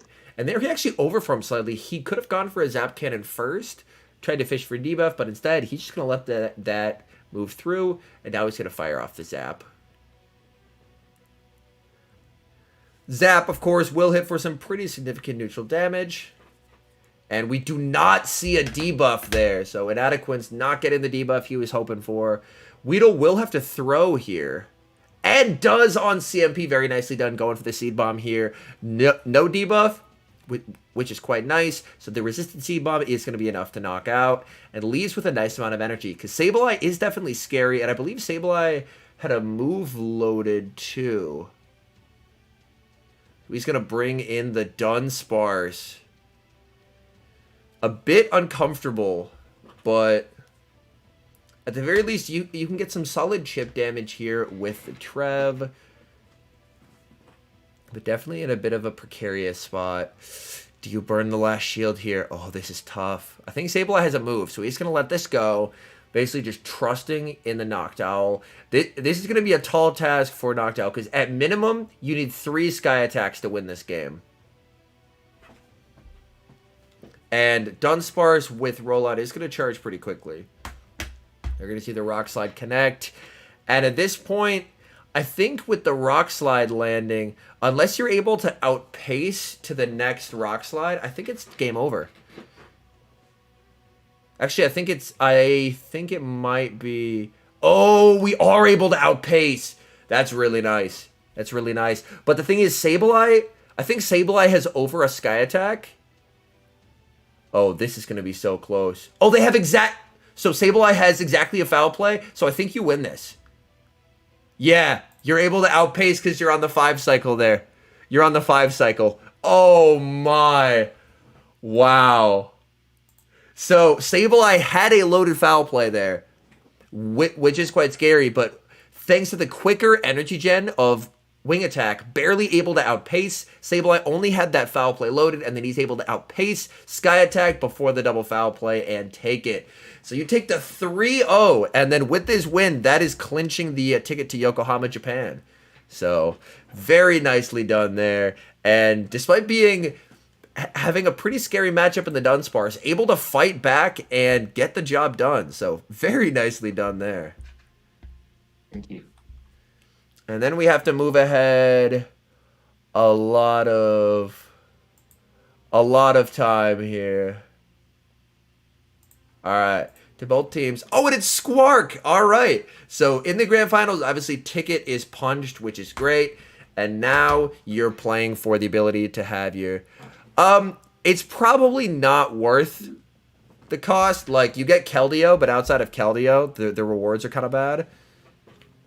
I got it just for content purposes, because I'm going to build it for Master League and then do level 40 Master League practice battles. So we see Squark, and obviously this is a team that we have seen before, which is quite nice. So at the very least, you have some familiarity with it. And then, again, basically, we are pivoting from, hey, Dunsparce might be a problem, to, hey, remember that Mew? That Mew was annoying, wasn't it? Is it? Yeah. After you hit the, like, make it to the grand finals there, does it lower the pressure a little bit knowing you're punching your ticket to Japan, or is it still just as, like, wired up and intense knowing that, hey, if I win this, I get my travel paid for, which is even better? I'd say it's even more nerve-wracking in the grand finals because it's not only a paid travel, it's also, higher prize money, a first place medal, an actual regional title. It's just the pressure of, especially when I'm in such a tough matchup, the Mew is very, very strong. I generally, Absolutely. in this situation, prefer to have Squawk's team, but yeah. That makes sense. Yeah, so the Mew obviously has a lot of play, and then last time you were able to, it feels like, finesse it a little bit just by running the same team of three, just in a couple different orders. So last time you were running a lot of Trev, Knockdown, Reggie, and that ended up working out pretty nicely for you, which was good. So we'll have to see. Going into this, did you plan for kind of a similar strategy of, hey, I'm going to pick my best neutral three to the Mew, or did you decide to switch it up a little bit? I believe switching it up a little bit was the game plan because Okay. if he sees my same three, he knows how I will play with those three. He can adjust his game plan, gameplay to That makes beat sense. the three that I bring, given that I will probably be playing it similar or if not the same every time. That's fair. So basically, just since you've played the battler, just trying to add some variety to it. Gotcha. Exactly. All right, chat. I'm on stage 2 of this research. I have to catch some species of Pokemon, so I'm gonna chuck an incense on as we do this. All right. Oh, I went a bit too far. All right. We're going to see game number 1, picking up a pretty nice lead. Trevenant into Galarian Stunfisk, and as we take a peek in the back here for Squark, Squark has a Medi back there, so he can't afford to switch out. So a pretty rough start if you're Squark here. And Squark, in an honestly surprising turn of events here, chat, as we take a look, not bringing the Mew. So Squark, maybe anticipating that you would go heavy anti-Mew, decides to bench it for game 1 and finds himself in a bit of a tricky spot here. And as we take a peek in the back, it does look like Switch would be very, very nice if you're able to get it. And Trev typically can in this matchup because you would love to get Reggie onto his Owl. He save switches into his Knocked Owl, banks the double Seed Bomb there. And then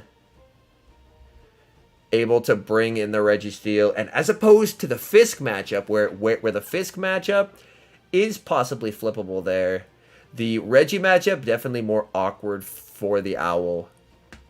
And then you have so much energy on the Trev, and at this point, seeing the Knocked Owl, were you still expecting the Mew in back as the third? Yeah, I definitely was. I mean, like, if I were him, I would be ringing the Mew every game. It just does so well into my line. So I was, quite confident here that he had Mew in the back, especially since he wasn't swapping out at the beginning That makes in a sense. negative matchup of the Stunfisk into my Trev. And that would And I also thought, make sense. exactly, yeah, with the Mew. Gotcha. And was there, and then at this point, basically, since you're reading Mew, that makes sense why you didn't end up throwing Chip, because we had discussed earlier, like, if you zap, it puts the Owl into a bit of an uncomfortable spot where it's not necessarily able to farm down right away. But as you mentioned, if you're reading Mew in the back, that energy is going to be better served taking out Stunfisk plus the Psychic he has in the back, as opposed to getting Chip, because at this point, as long as you get rid of the Owl, Switch, if what you're reading is correct, switch doesn't matter as much. Exactly, yeah. And especially since I don't mind where the Mew gets aligned in the end. I've got my Trevor and my Noctowl remaining. So either one is a positive matchup. So I'm feeling pretty good about this at this point, yeah. Gotcha. So we do see the Zap Cannon connect, and that's that awkward health range that we discussed. Registeel, very powerful, but it struggles to farm things down. Also, does anyone know, and I don't know if Weedle knows this, is a stationary incense buffed for this event? Because I'm getting a spawn every minute right now. That is not something I was expecting, but I'm getting a spawn every minute, and I'm very clearly just sitting at my desk. I'm not moving, so that's kind of nice. Is that new for this event? So we're going to see Registeel is able to get the KO. In comes the Medicham here. Medicham is going to get the farm down. Medicham gets some energy, but now you can just align it onto the Noctowl, and you're in a very comfortable spot. Firing off the Ice Punch. And at this point here, are you basically just using the Owl as a damage sponge? Basically just saying that, hey, how I win this game is my Trev that has 2 Seed Bombs loaded. I'm basically just going to send in the Owl to just soak all the energy and then just let Trev sweep? Exactly, yeah. And especially since my Owl can still put in work against this Medicham, you know, despite it not being needed for the rest of the game. Yeah. Got you. Also, Creedon says it's a spawn a minute for ticket holders. Got you. That is good to know. I wasn't aware of that. And then now it's about just watching for a catch here, basically. Goes for the catch, send in the Trev, and you have enough energy where you just don't bait here. His win con is probably calling a bait, so you just full send that shit. And it connects. Let's go. Huge damage. Rock Slide coming through. And then you can... Yeah. Trying to wing attack down is a little awkward, so yeah. Just get the farm down, leave with loaded energy here, and then just go for the kill shot with the Shadow Ball, because he probably... Because even if he commits the shield here, like, you're still in a very nice spot where he can't farm down. So he's forced to throw. Exactly. And then your Owl should still be, yep, healthy enough and have a move loaded. So, yep. And then I've always found it interesting that, especially on stage, it feels like there's that, like, hesitation that happens. Like, does that help in terms of knowing, like, hey, I mean, obviously in this situation, you knew it was going to KO, but in situations where, like, it's tough and you're not 100% sure if it's going to KO or not, having that knowledge of, like, oh, the game's pausing, my move KO'd. Yeah, I actually, it does feel a bit relieving, you know, it's just an early sign that you've won or lost or whatever, you know, is going to happen afterwards. Gotcha. But generally, it feels, you know, nice knowing before the game has completely ended that you've already won. So yeah, it's a little bit like the on stage equivalent of the Go Battle Pass, where like when you throw the killing move before it lands, it'll say like this many tasks have updated, and you're like, oh cool, my move killed. Yeah. All right, so we're going to move into the next game here, and we pick up, worst possible lead. Trev into Owl. You hate to see it. And we are going to see the immediate save switch into Registeel, which is met with the Galarian Stunfisk. Now, Reggie does have a bit of an energy lead here. Reggie continuing to farm up, firing off the blast just before Squark is able to reach the Earthquake here. We are going to see the Focus Blast connect. It does massive damage, but again, it leaves Fisk in a really awkward spot, doesn't it? Where, like, you're never going to be able to farm down that Fisk. So, is it... I'll have to see. Does it end up being worth... Okay, and then going for the Zap here. Double resisted, but going to grab a shield. At this point, basically just trying to lower the amount of damage an incoming Quake would do. We are going to see no debuff there. So the debuff luck had been pretty nice up to here. Debuff not coming through there, which is very awkward. Earthquake connects, and then from here, this is just rock slide range. Oh, very precise timing there from Squark. Very precise timing. Firing off the rock slide, and then at this point, basically just letting it go. Just saying, hey, it's done its job. And then bringing in the Fisk. I like this because at this point, energy on Trev doesn't get you anything, right? Because it's switch locked into the Owl, so it's basically just saying, hey, I'm going to bring in Fisk, and basically just have to hope that Fisk can sweep here.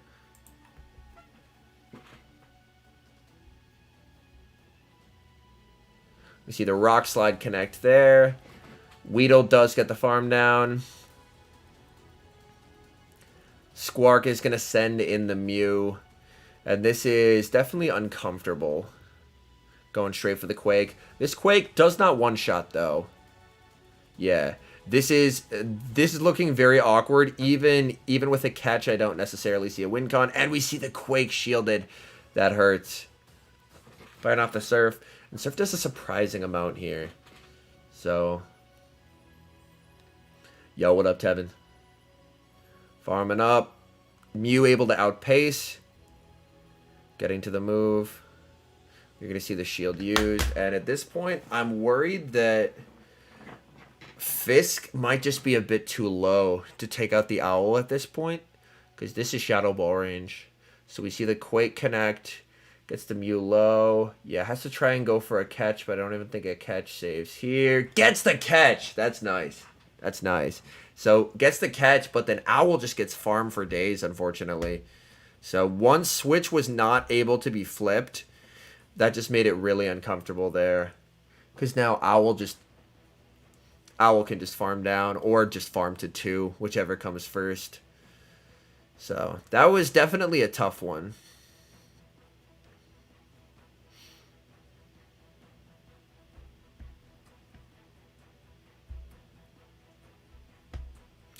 Oh, by the way, chat, does anyone have a raid near them? It can be like a super low-level raid. I literally just need a raid invite for this research. And we see the Shadow Ball there. Yeah. Owl just takes it, and Fisk wasn't quite at a move. So, a bit of an unfortunate one there, but able to do the best you could there. But after not getting that Zap debuff in the Reggie versus Fisk matchup, putting it into a range where EQ plus Rock Slide KO'd, that was kind of basically more or less game over. Because at that point, even with energy, Mew just outpaces Stunfisk so significantly. So definitely a tough one there, but always the opportunity to bounce back. And so after losing lead that hard, is there a bit of, do you then look to switch up the strategy, or do you sometimes mind game and go, surely they won't lead Owl again? I mean, it really just depends. It's a bit of luck, it's a bit of predicting. That's fair. I don't remember exactly what I decided to go with here, but like in the first best of 3 we played, I went with the double Trev lead, expecting them to change up their leads the second time around, which they didn't do. But then the third time, they kept the Noctowl again. But when I did change up my leads, it paid out. So it really just it comes down to luck quite often. Got you. But, yeah. Tevin got me with a raid. Thank you. Got you. So at this point, you have already beaten him in a raid. So you have already beaten him in a best of 3, which is quite nice. So you are now tied, but that was kind of just a hard lead loss. And then he ran a line that did very well against yours. And we do see an adjustment here.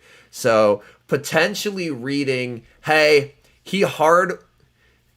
Yeah, Emmanuel, I was out with friends last night and got to bed later than I should. So I'm a little sleepy on the uptake. But yeah, so we do see the adjustment here, potentially reading, hey, Squark hard won lead. He might try and run a similar thing again. So I'm going to lead the Reggie. And as we take a peek at the back line here, we do see you are rocking that similar line of 3 the, hey, I just want things as neutral to Mew as I possibly can. And then we do see Squark with an adjustment. We see Squark bringing the Altaria in the back. I feel like Altaria, especially if it can, like, because it is very tough for you to bring the Mantine. And if it can, so that's one of its things that it really doesn't want to see now. And then if it can dodge the steals, which it looks like it's going to be able to, then that Altaria does have quite a bit of play. You're going to see the Shadow Ball. This will do quite a lot of damage onto the Reggie. Do we possibly see a Banka move and a pivot here? We do not. We are going to see the Focus Blast being fired off here. Focus Blast doesn't really have to hit any bubbles. Focus Blast will KO the Owl. Wins lead. In comes Metacham. We see the pivot into the Knocked Owl. And at this point, ooh, is Squark going to stay in here? That's a crazy read if Squark reads Tree and stays in. That's a hella good read by Squark if he stays in here.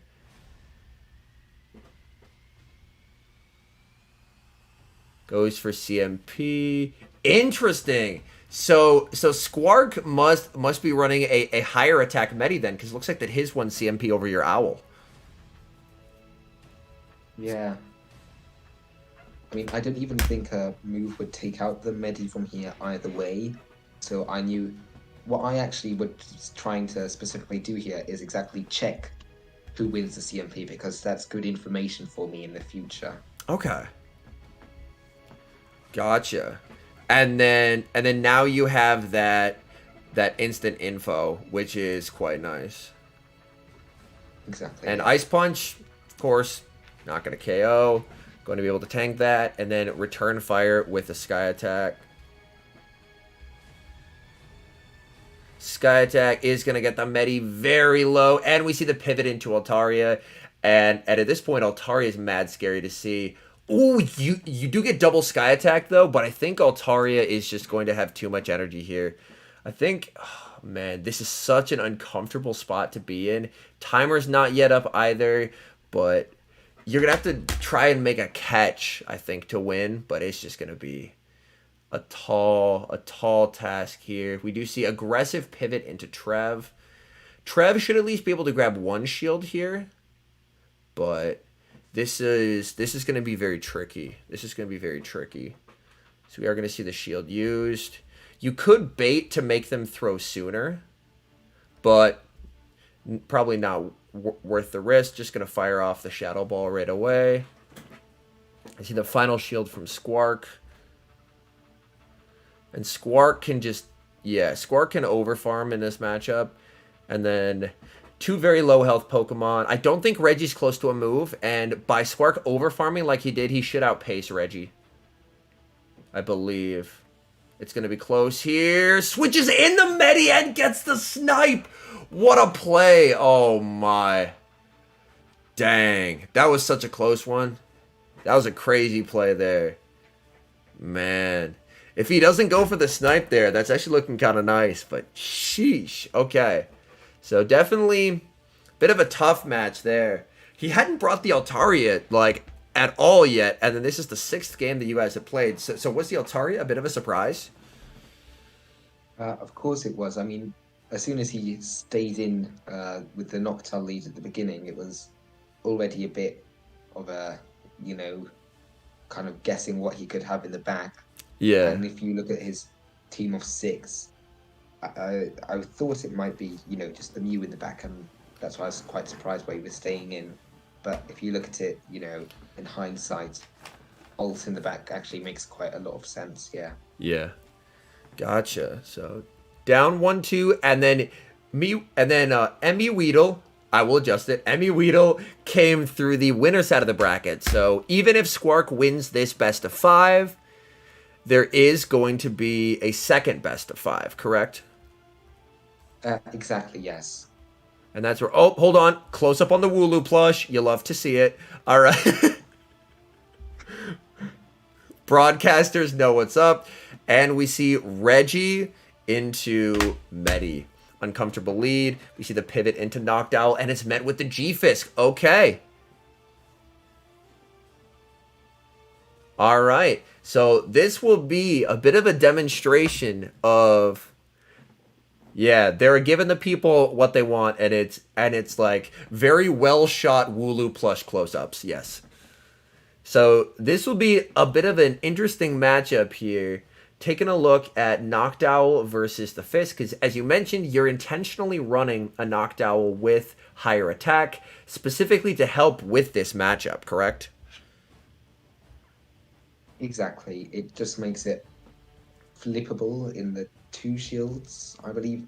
I think you can even build a Noctowl that wins the one shields as well, but mine, I don't think mine does. But Gotcha. just generally, if you ever get caught up in Noctowl versus G-Fisk, it just makes it, you know, you can actually force shields from the stun Fisk, which is very, very helpful. Yeah, which is pretty crazy to think about, to be honest. So going to be able to survive that, continuing to farm, tries to go for CMP, but the opponent goes for the extra. The higher attack, I think we discussed earlier, it was 106, right? Yeah, I believe it's 106. And we do see aggressive pivot into Trevenant, and it's met with the Knockdown. And that is so brutal. That is so brutal. So at that point, basically hoping for a Mew third, and then it wasn't the Mew. Yeah, it was basically big hopium, but I mean, it was most likely going to be Noctowl at that point, but no matter what happened there, it's not very easy. Yeah, it's definitely awkward for sure. And then Owl's going to leave with enough energy that it can fire off moves onto the Reggie and then put the Reggie into a range where the Medi can take care of it.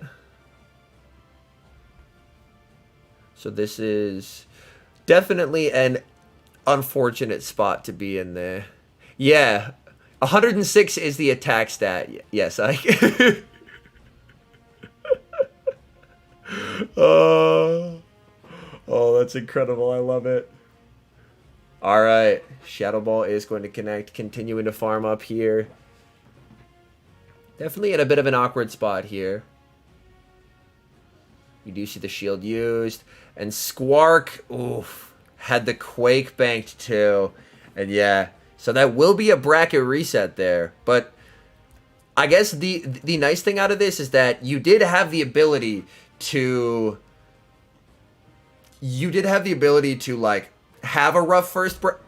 To have a rough first set and then have a second set of 5. So that's nice at least. But yeah, so now both sides have lost around this tournament, and we'll have to scroll through entirely too many ads. All right, I'm still scrolling. Oh, it's a big Pikachu. It's a big Pikachu. We're still scrolling. All right. Yo, they are global rank 1 stallers. I swear. So in between rounds 1 and 2 here, did you plan to make any adjustments, or was it more just trying to make different line reads? I don't think there were any massive adjustments that I was thinking of making, but yeah, just the different line reads that, would hopefully give me the better type matchups. Like last best of 5, I got quite unlucky, especially in the last battle. So I was hoping this time would be a bit different and a bit better for me. Got you. Okay.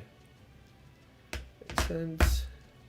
Oh, and Mr. Tamagotchi has an interesting question here. When you were building your team of 6, which Pokemon did you fear the most, and what was your thought process on building to counter it?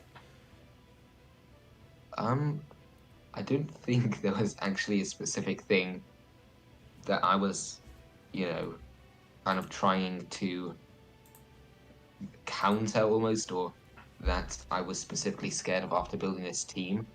I don't actually exactly know what, specific Pokemon that it's extremely weak to, but I just tried making a team as strong and neutral as possible into the current meta. I'd say the main scared thing that makes me scared with my team was probably actually even just Sableye, because it's neutral Okay. into everything except the knockdown. So yeah. Oh yeah, Lantern as well. Yeah, that's been mentioned as well. Lantern was pretty good against me. Lantern with energy beats basically everything on my team. So except the Gotcha. Trevenant, but yeah. And it didn't seem like, at least in the teams that we've seen, not a whole lot of Lantern, which is good. Yo, what's up, Erickson? All right. And we do see at adjustment, we see the Mantine. Okay. So potentially saying, hey, Squark hasn't necessarily been respecting my Mantine. He's bringing Altaria. He's bringing Noctowl every single game. Switching up, bringing Mantine, and picking up a pretty nice lead here. Into the Owl. And we are going to see Squark actually stay in this matchup, which is pretty nice here. Going for the Sky Attack right off the bat, wanting to get some damage off onto the Mantine. Mantine, of course, notoriously tanky, is going to let that Sky Attack go. And then goes for the Bubble Beam bait, and it's caught onto the G-Fisk. Okay. Very, very interesting here.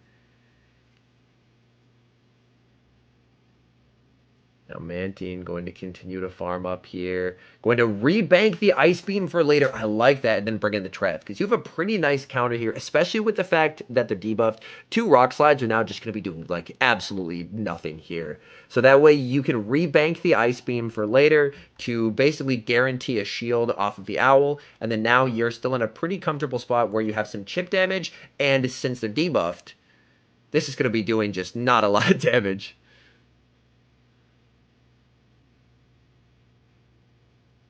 All right, continuing to farm up here. We see a second Rock Slide. Again, Weedle doesn't have to shield here.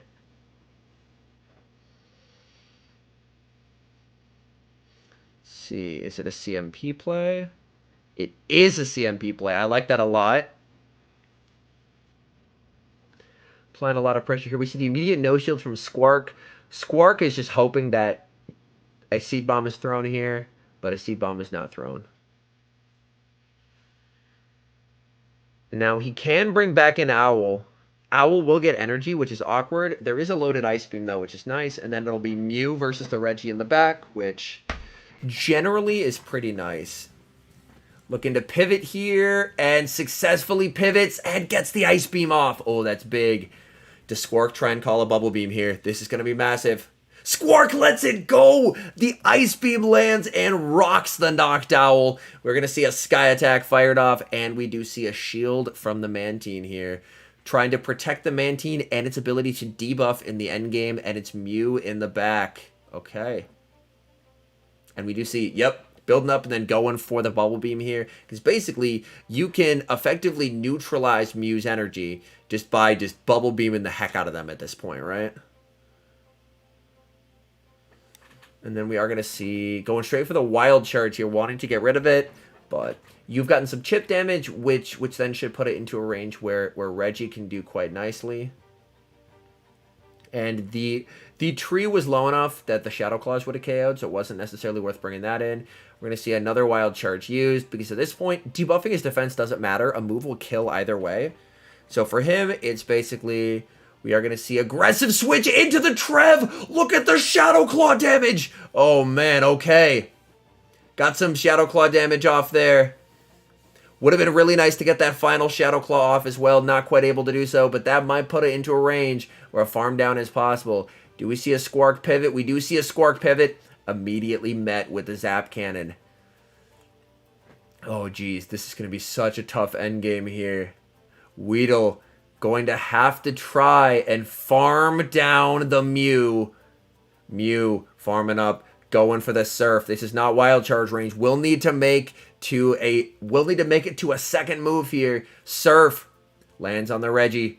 Mew continuing to farm. It does not get there. Reggie gets the farm down, and the decision to switch in the Trev when it was at -4 proves to be very impactful, because those Shadow Claws absolutely shredded that thing. Wow, okay. So, a bit of a switch up there, bringing the Mantine, but it proves to work very nicely, because you're able to take the 1-0 lead there. So, we'll have to see what's on the docket now. Yeah, at that point with 2 shields, like firing it off to KO the owl was nice, but at that point you recognize you don't want to give your opponent any extra energy by firing a charge move. So there, Weedle does exactly what he has to, and he's basically just firing it off. All right, and as we move into game 2, did you end up so the Mantine ended up working there. In a situation like this, do you anticipate the opponent potentially switching up the lead? Because obviously the lead didn't necessarily work out for him here. Or what was your necessary read on Squark in these games?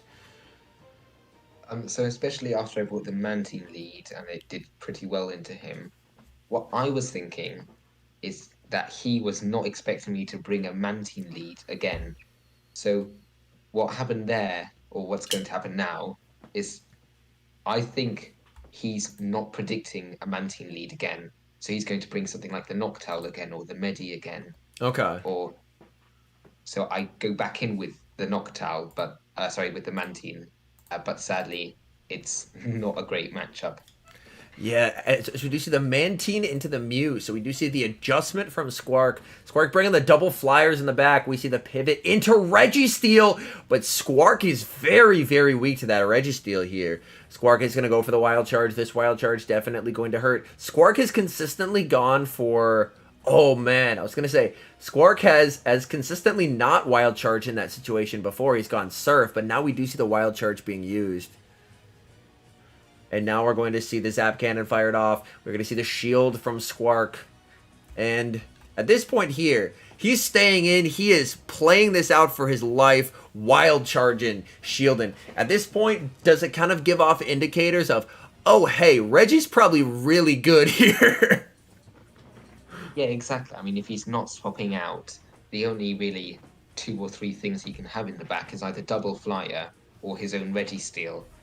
So this is, kind of showing me, oh, okay, my Registeel's pretty good here. So, yeah. And also at this point, because Squark is staying in, Weedle's timer is already over half up as well, so there could potentially be plays made with the timer. We are going to see the second wild charge. Wild charge not going to be lethal, so we do see MeWeedle let this through. Wild charge is going to connect. Continuing to farm. Sends in the Noctowl. That's a very interesting play. And then, honestly, considering you have, I believe you have Trev as your third here, it's got to be kind of a little bit of a sigh of relief to see the Owl here. Because you're like, thank goodness this isn't on the Trev, because that's what happened in previous matches, and that was not fun. And we see the catch! Oh my! Catching the Shadow Ball back onto the Mantine. And this is, again, what we were talking about, chat, is... MeWeedle is able to take advantage of the desync timers here, catch the Shadow Ball. As we see, Squark's timer is at like 20, he still has 35 seconds more. So now Weedle has just free reign with the Mantine to fully get rid of the Owl, and that means Tree's worst matchup is gone. That's so nice. And that's why Squark staying in as long as he did is proving to be a bit awkward here for Squark, because Squark cannot leave. Weedle's going to get the full farm down. Oh, that's beautiful. That's beautiful. Let's go. And then nothing that comes in here is going to want to take an Ice Beam. Going to send in the Mew. One shield scenario, you have a lot of energy. I like the full send. Make them hurt. We do see the shield of the Ice Beam here. So that's kind of a pretty dead indicator that it's Altaria in the back, I would imagine. Because if he had Reggie, it would, as his third, it would make a lot of sense for him to bring in Reggie just to soak the Mantine energy. So at this point, is it basically just feeling Altaria in the back? A little bit, yeah. I mean, from here on, it's mainly just, my Mantine as well is a bit too low to have any play against anything that he's got in the back anyway. So I kind of have to rely on my Trev Reggie core to deal with what he's got in the end anyway, yeah. Gotcha. And if y'all remember, the Reggie was saved for later. It has some energy, and we see the Altaria in the back. And up a shield, Trev puts in work here. Trev gets the Shadow Ball. This will do massive damage here. Getting the Altaria low. Altaria will be able to force the final shield here with the Sky Attack. And then if you're Trev, Do you bank a move and then bring in Reggie, or do you just kill him? Okay, just going straight for the KO, and then you can probably just send in Reggie, because Reggie, if I recall, was fairly close to a move, I want to say. Sends in the Reggie, and then Reggie is going to get hit with the surf. Oh, man. This is actually going to get close. This is going to get close. Oh, man. Going for the surf. Surf. Knocks out. Oh, my. Can Trev make the seed bomb here? This is going to be close. It cannot. Oh, man. That's a tough one there. Oh, Reggie falling just short. And then Trev falling just short as, oh, man. That was such a close game. Oh, jeez. Yo, what's up, J-Hood? We've been live for about an hour. It's got to be a... Yeah. Out of curiosity, because you've obviously had... Because we know how this goes. You're obviously able to rally and win the thing. But after matches that are that close, do you have a certain method for just, like, shaking it off and moving on? Or how do you adapt from there? Actually, don't instantly, shake it off. So there I was thinking, well, how would I have won that previous match? To which the answer is, I should have just banked the Shadow Ball and swapped into my Altaria. Oh, sorry. Registeel. Yeah. Swap the Reggie into the Altaria, yeah, sorry. Yeah. Because then I think I would have got the Zap Cannon and overfarmed with Trev if he had got the Sky Attack, but I don't even think the Sky Attack would have KO'd. So it was just a misplay by me, not realizing that he was close enough to the surf to outpace the Reggie. Reach the Zap Cannon on my Reggie anymore. Yeah. But yeah. I mean, after I've thought about how I could have won, I just move on to the next game. There's no reason to think about it anymore. That's fair. That's fair. And then we move into game number 3 here. And we see Mantine into Galarian Stunfisk. Bit of an uncomfortable spot to be in, but you do, of course, have super effective bubble beams. So I guess the question is Mantine into Fisk. This is probably a matchup that you've studied extensively here. But is there a certain shielding scenario that oftentimes works best for you here? Because the nice thing is it looks like you do win CMP, which is quite nice. Yeah, so Mantine actually, with the wing attack breakpoint, wins the one shield against Galarian Stunfisk in exactly the way that I'm going to play it out. So you shield the first one and just go straight bubble beams, then you win the one shields. It's pretty nice, actually. So interesting enough, you have the wing attack breakpoint on not one but 2 Mons. So MeWeedle really out here being like, G-Fisk, not today. Of course, I mean, G-Fisk is, I believe, the most common Pokemon in this tournament. Gotcha. So it's really great to have, negative matchups turned into positive / neutral ones. Okay. Just by adding a bit more attack stats. So yeah. Because looking at this team, we have obviously Trev, good matchup versus Fisk, Medicham, good matchup versus Fisk, and then you have Reggie, I would say typically favors the Fisk.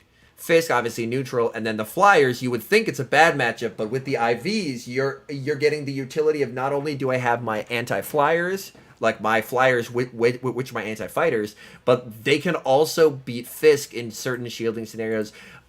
That just gives your team an insane amount of flexibility, which is quite nice. We see here, firing off the Shadow Ball. We see the immediate no-shields from Squark again, because basically in this moment, Squark's play is MeWeedle making a mistake and going for a Seed Bomb, and that's not what he's going to do. He goes straight for the Shadow Ball. We see the Noctowl, and at this point, you have Switch, which is nice, but Squark recognized I don't want my Fisk double debuffed, so he switched out. So that's going to make this a bit awkward. However, getting that Shadow Ball on there, that Shadow Ball should basically put, like after taking a Shadow Ball, the Noctowl should pretty much be in Zap Cannon range, correct? Exactly, I believe enough damage has been taken by the Noctowl here. So as Zap Cannon would one-shot here, which is pretty nice. It means that he doesn't get the second Shadow Ball. Ooh. Yeah. Okay. And then he tries to go for the Zap Cannon catch, but again, the overfarm there, and then just making sure that in that matchup, because you're a 1 turn versus 2 turn, making sure that you see the wing attack start before you fire off the Zap Cannon, because having a Zap Cannon caught there would be absolutely brutal. We're going to see that Rock Slide connect. Mantine just so spammy. Going for the CMP and gets it. That's very nice. All right. Putting a lot of pressure on Squark here. Squark lets it go. The Bubble Beam should put this into farm down range for Reggie. And we are going to see letting the Mantine go. Putting it all onto Reggie. Reggie going to break 100 energy here, but gets the farm down. This is going to be a bit tricky here because Owl has energy. Like, this is generally a favorable matchup, but a debuff here would be clutch. Zap Cannon. That didn't look like a debuff. Oh, man. That's a bit uncomfortable. All right, we do see the immediate no shield there. Shadow Ball is going to connect. A second Shadow Ball will, of course, be lethal. I think the Owl has this. This will be close, though. This will be very close. Going for the Blast. The Blast is 5 energy cheaper, chat. The Blast is 5 energy cheaper, so at this point it's all about just min-maxing energy as much as you can. Firing off the Sky Attack, and I think Squark has this, because Squark should be able to double up on Sky Attacks.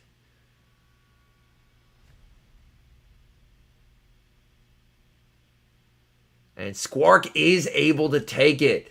So, starting off 1-0, now down 1-2. Man, back against the wall here. Do you, you have run Mantine a couple games. It worked the first game. Last two, he has been able to maneuver around it. Do you trust in the Mantine to bring it home? Or is it a pivot back to the OG3 versus the Mew? To be completely honest, the Mantine did do pretty well in, especially the first game. Yeah. The third game, I'd say it still put in some work, but honestly wasn't as good as in the first game. But from here, my thought is, well, yeah, he knows how to play around the Mantine now. Or if I bring the Mantine, that's the only really team I can build around it anyway. So he knows if he sees the Mantine lead, almost certainly what I'm going to have in the back is the Trev Reggie core that I bought the previous 2 games. So from here on, I kind of just think, well, I'm not going to let him play around the team that he knows. So if I change it up, then he himself also won't know exactly, how to play it out, what he should do in every scenario. Gotcha. Yeah. Okay. As we move into game number 4, has to win to stay alive. Leading Owl into Owl, and considering you have Trev in the back, this must be incredibly happy feeling to see the Owl on the lead and know that if it's Owl on the lead, Trev probably absolutely crushes him in the back. We're going to see the Sky Attack fired off here right away. Squark, of course, going to let this go as well. Sky Attack connects, and we're going to see continual farm. Goes for CMP, and MeWeedle here able to win CMP, which is quite nice. We are going to see Squark choosing to let that go. Now, Squark does have the higher ranked Owl, so I believe he can win zeros here. The question is, does Weedle want switch? And he does. So he is going to commit the shield. We see the pivot into Mew. Okay, so Squark saving the Owl, recognizing there's probably tree in the back. Banks a bunch of energy on the Owl. Ooh, I like this. And then bringing in the tree. Okay. Because now you're set up where you have energy. Because this is a line that Squark has run before, I believe. The Owl, Mew, and then he had Reggie once in the back, but more often he has been bringing the Medi. So at this point, you can bank a bunch of energy on the Owl, and then that should hopefully help with the presumed Medi in the back. And then you have Reggie to help out versus his Owl, basically. Exactly, yeah. And even, I believe his Owl is pretty much in C-bomb range, if not even farm down range. Okay. So if I bring in the Trev against this Mew and just get enough energy, I can even take out the Owl and still have a healthy Trev for his Reggie or Medi in the back, would either one. Got you. Okay, we are going to see the Surf fired off from the Mew. Of course, no shield from the Trev. Trev continuing to farm up here. And we do see fired off the move on CMP. The Shadow Ball will, of course, KO. We see the shield from Squark. Interesting. Squark going for the Surf. Squark has a lot of energy here. So we're going to see the no shield here from Weedle. Weedle lets that Surf go. Surf is going to get him low. He is going to get farmed down here. So the Mew leaves with energy, which is quite scary. Send in the Owl. And then this is the Wild Charge. And we do see the shield on the Wild Charge. That is big. He's now debuffed himself. His clock will be up momentarily. He chooses to stay in. So he wants to preserve the ability to catch onto the Owl if need be. He's going to stay in here. In comes the Medi. And this Owl's absolutely loaded. The thing that Weedle has to watch for here in this moment is, of course, going to be a potential catch. We see the Sky Attack. It does get no shielded here. We see the hesitation. I love that. Chat, if y'all noticed, Weedle didn't throw a fast move there. Weedle waited to see the punchy hand of Metacham start the counter and then fired off the move, because the only reason that Weedle's waiting there is he is waiting to try and avoid it. Sorry. The only reason why Squark let the Mew get farmed down was Squark wanted to preserve the ability to catch. So Weedle can therefore prevent a catch by waiting to see this 2-turn counter start and then throwing in the middle of that counter. Very nicely done. That does get the shield, and now in comes the Registeel. Registeel does wall Metacham's energy, which is quite nice. Going for the Psychic. Psychic will, of course, do more in this situation. Both are resisted. Psychic gets stabbed, and it's a stronger move. Psychic is going to connect. We do not see a debuff here. Over farming sends in the Owl. I don't think... Oh, is Owl and farm down around? Oh, this is going to be tough. Going to be tough. Fires off the... I think he should have committed to a Shadow Ball. He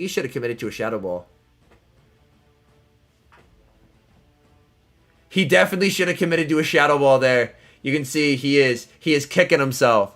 He's kicking himself, yeah. He doesn't commit to a Shadow Ball that ends up going to cost him. I honestly think the Reggie... It would have been razor-thin margins there. It would have been razor-thin margins.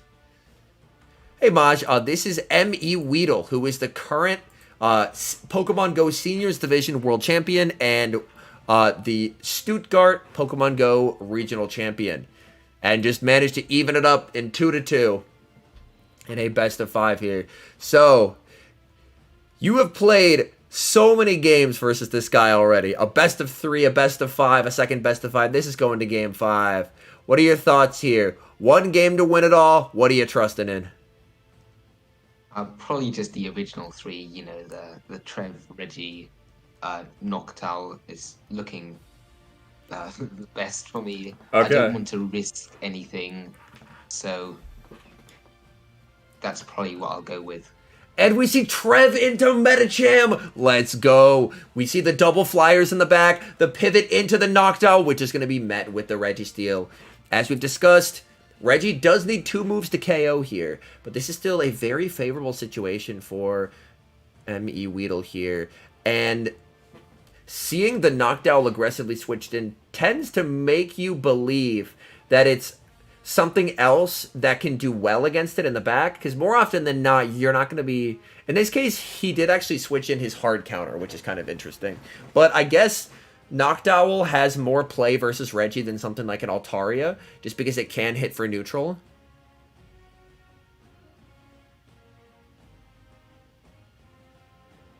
Yo, Peleus, that is actually what he prefers.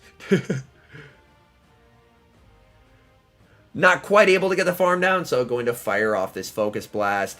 Squark does have a move loaded, but he's just going to let this through. He is going to let this through. Medi will get energy, and Medi can hit for super effective with Ice Punch. The Altaria in the back is still a little scary, to be frank. But as long as Weedle saves, like, doesn't shield the Ice Punch here. We don't even see an Ice Punch attempted. Brings in the Altaria. Oh, man. Going for the Seed Bomb.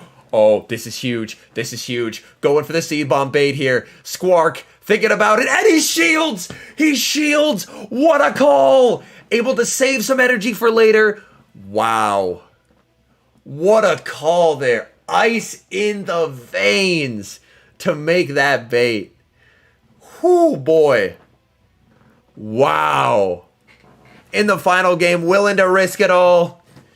And now I'm going to overfarm, fire up the Sky Attack just before Altaria gets there to apply some pressure onto the Altaria. It is shield parity here.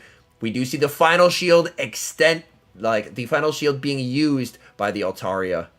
Altaria continuing to farm up here, going for the Moonblast. This Moonblast is going to hurt. And we see the shield from Weedle. That's big. Moonblast would, of course, do more than Sky Attack, so that's a massive shield there. We do not see a drop from the Moonblast, but we do see a catch onto the Medicham. Very nicely done.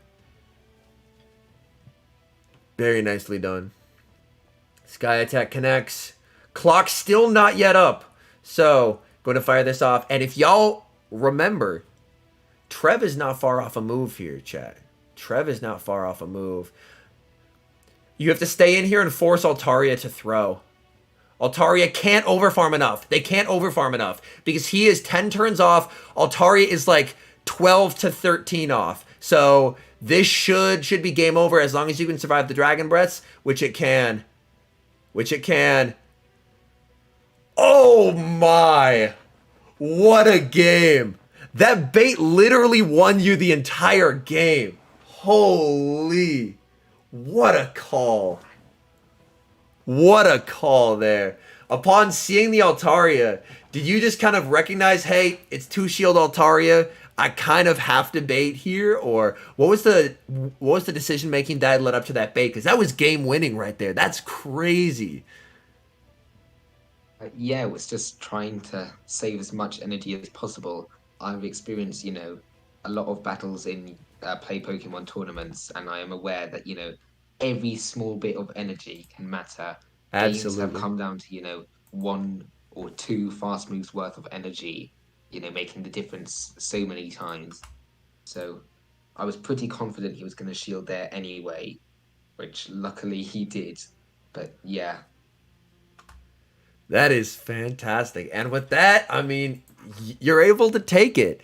Making it to Worlds, which will be, I believe, in August of 2023 in Yokohama, Japan. And honestly, at this point, I mean, after seeing the play in these regionals, it feels like the seniors division was honestly for the protection of the adults last cycle. Because we saw Pocket be a regional champ, you be a regional champ.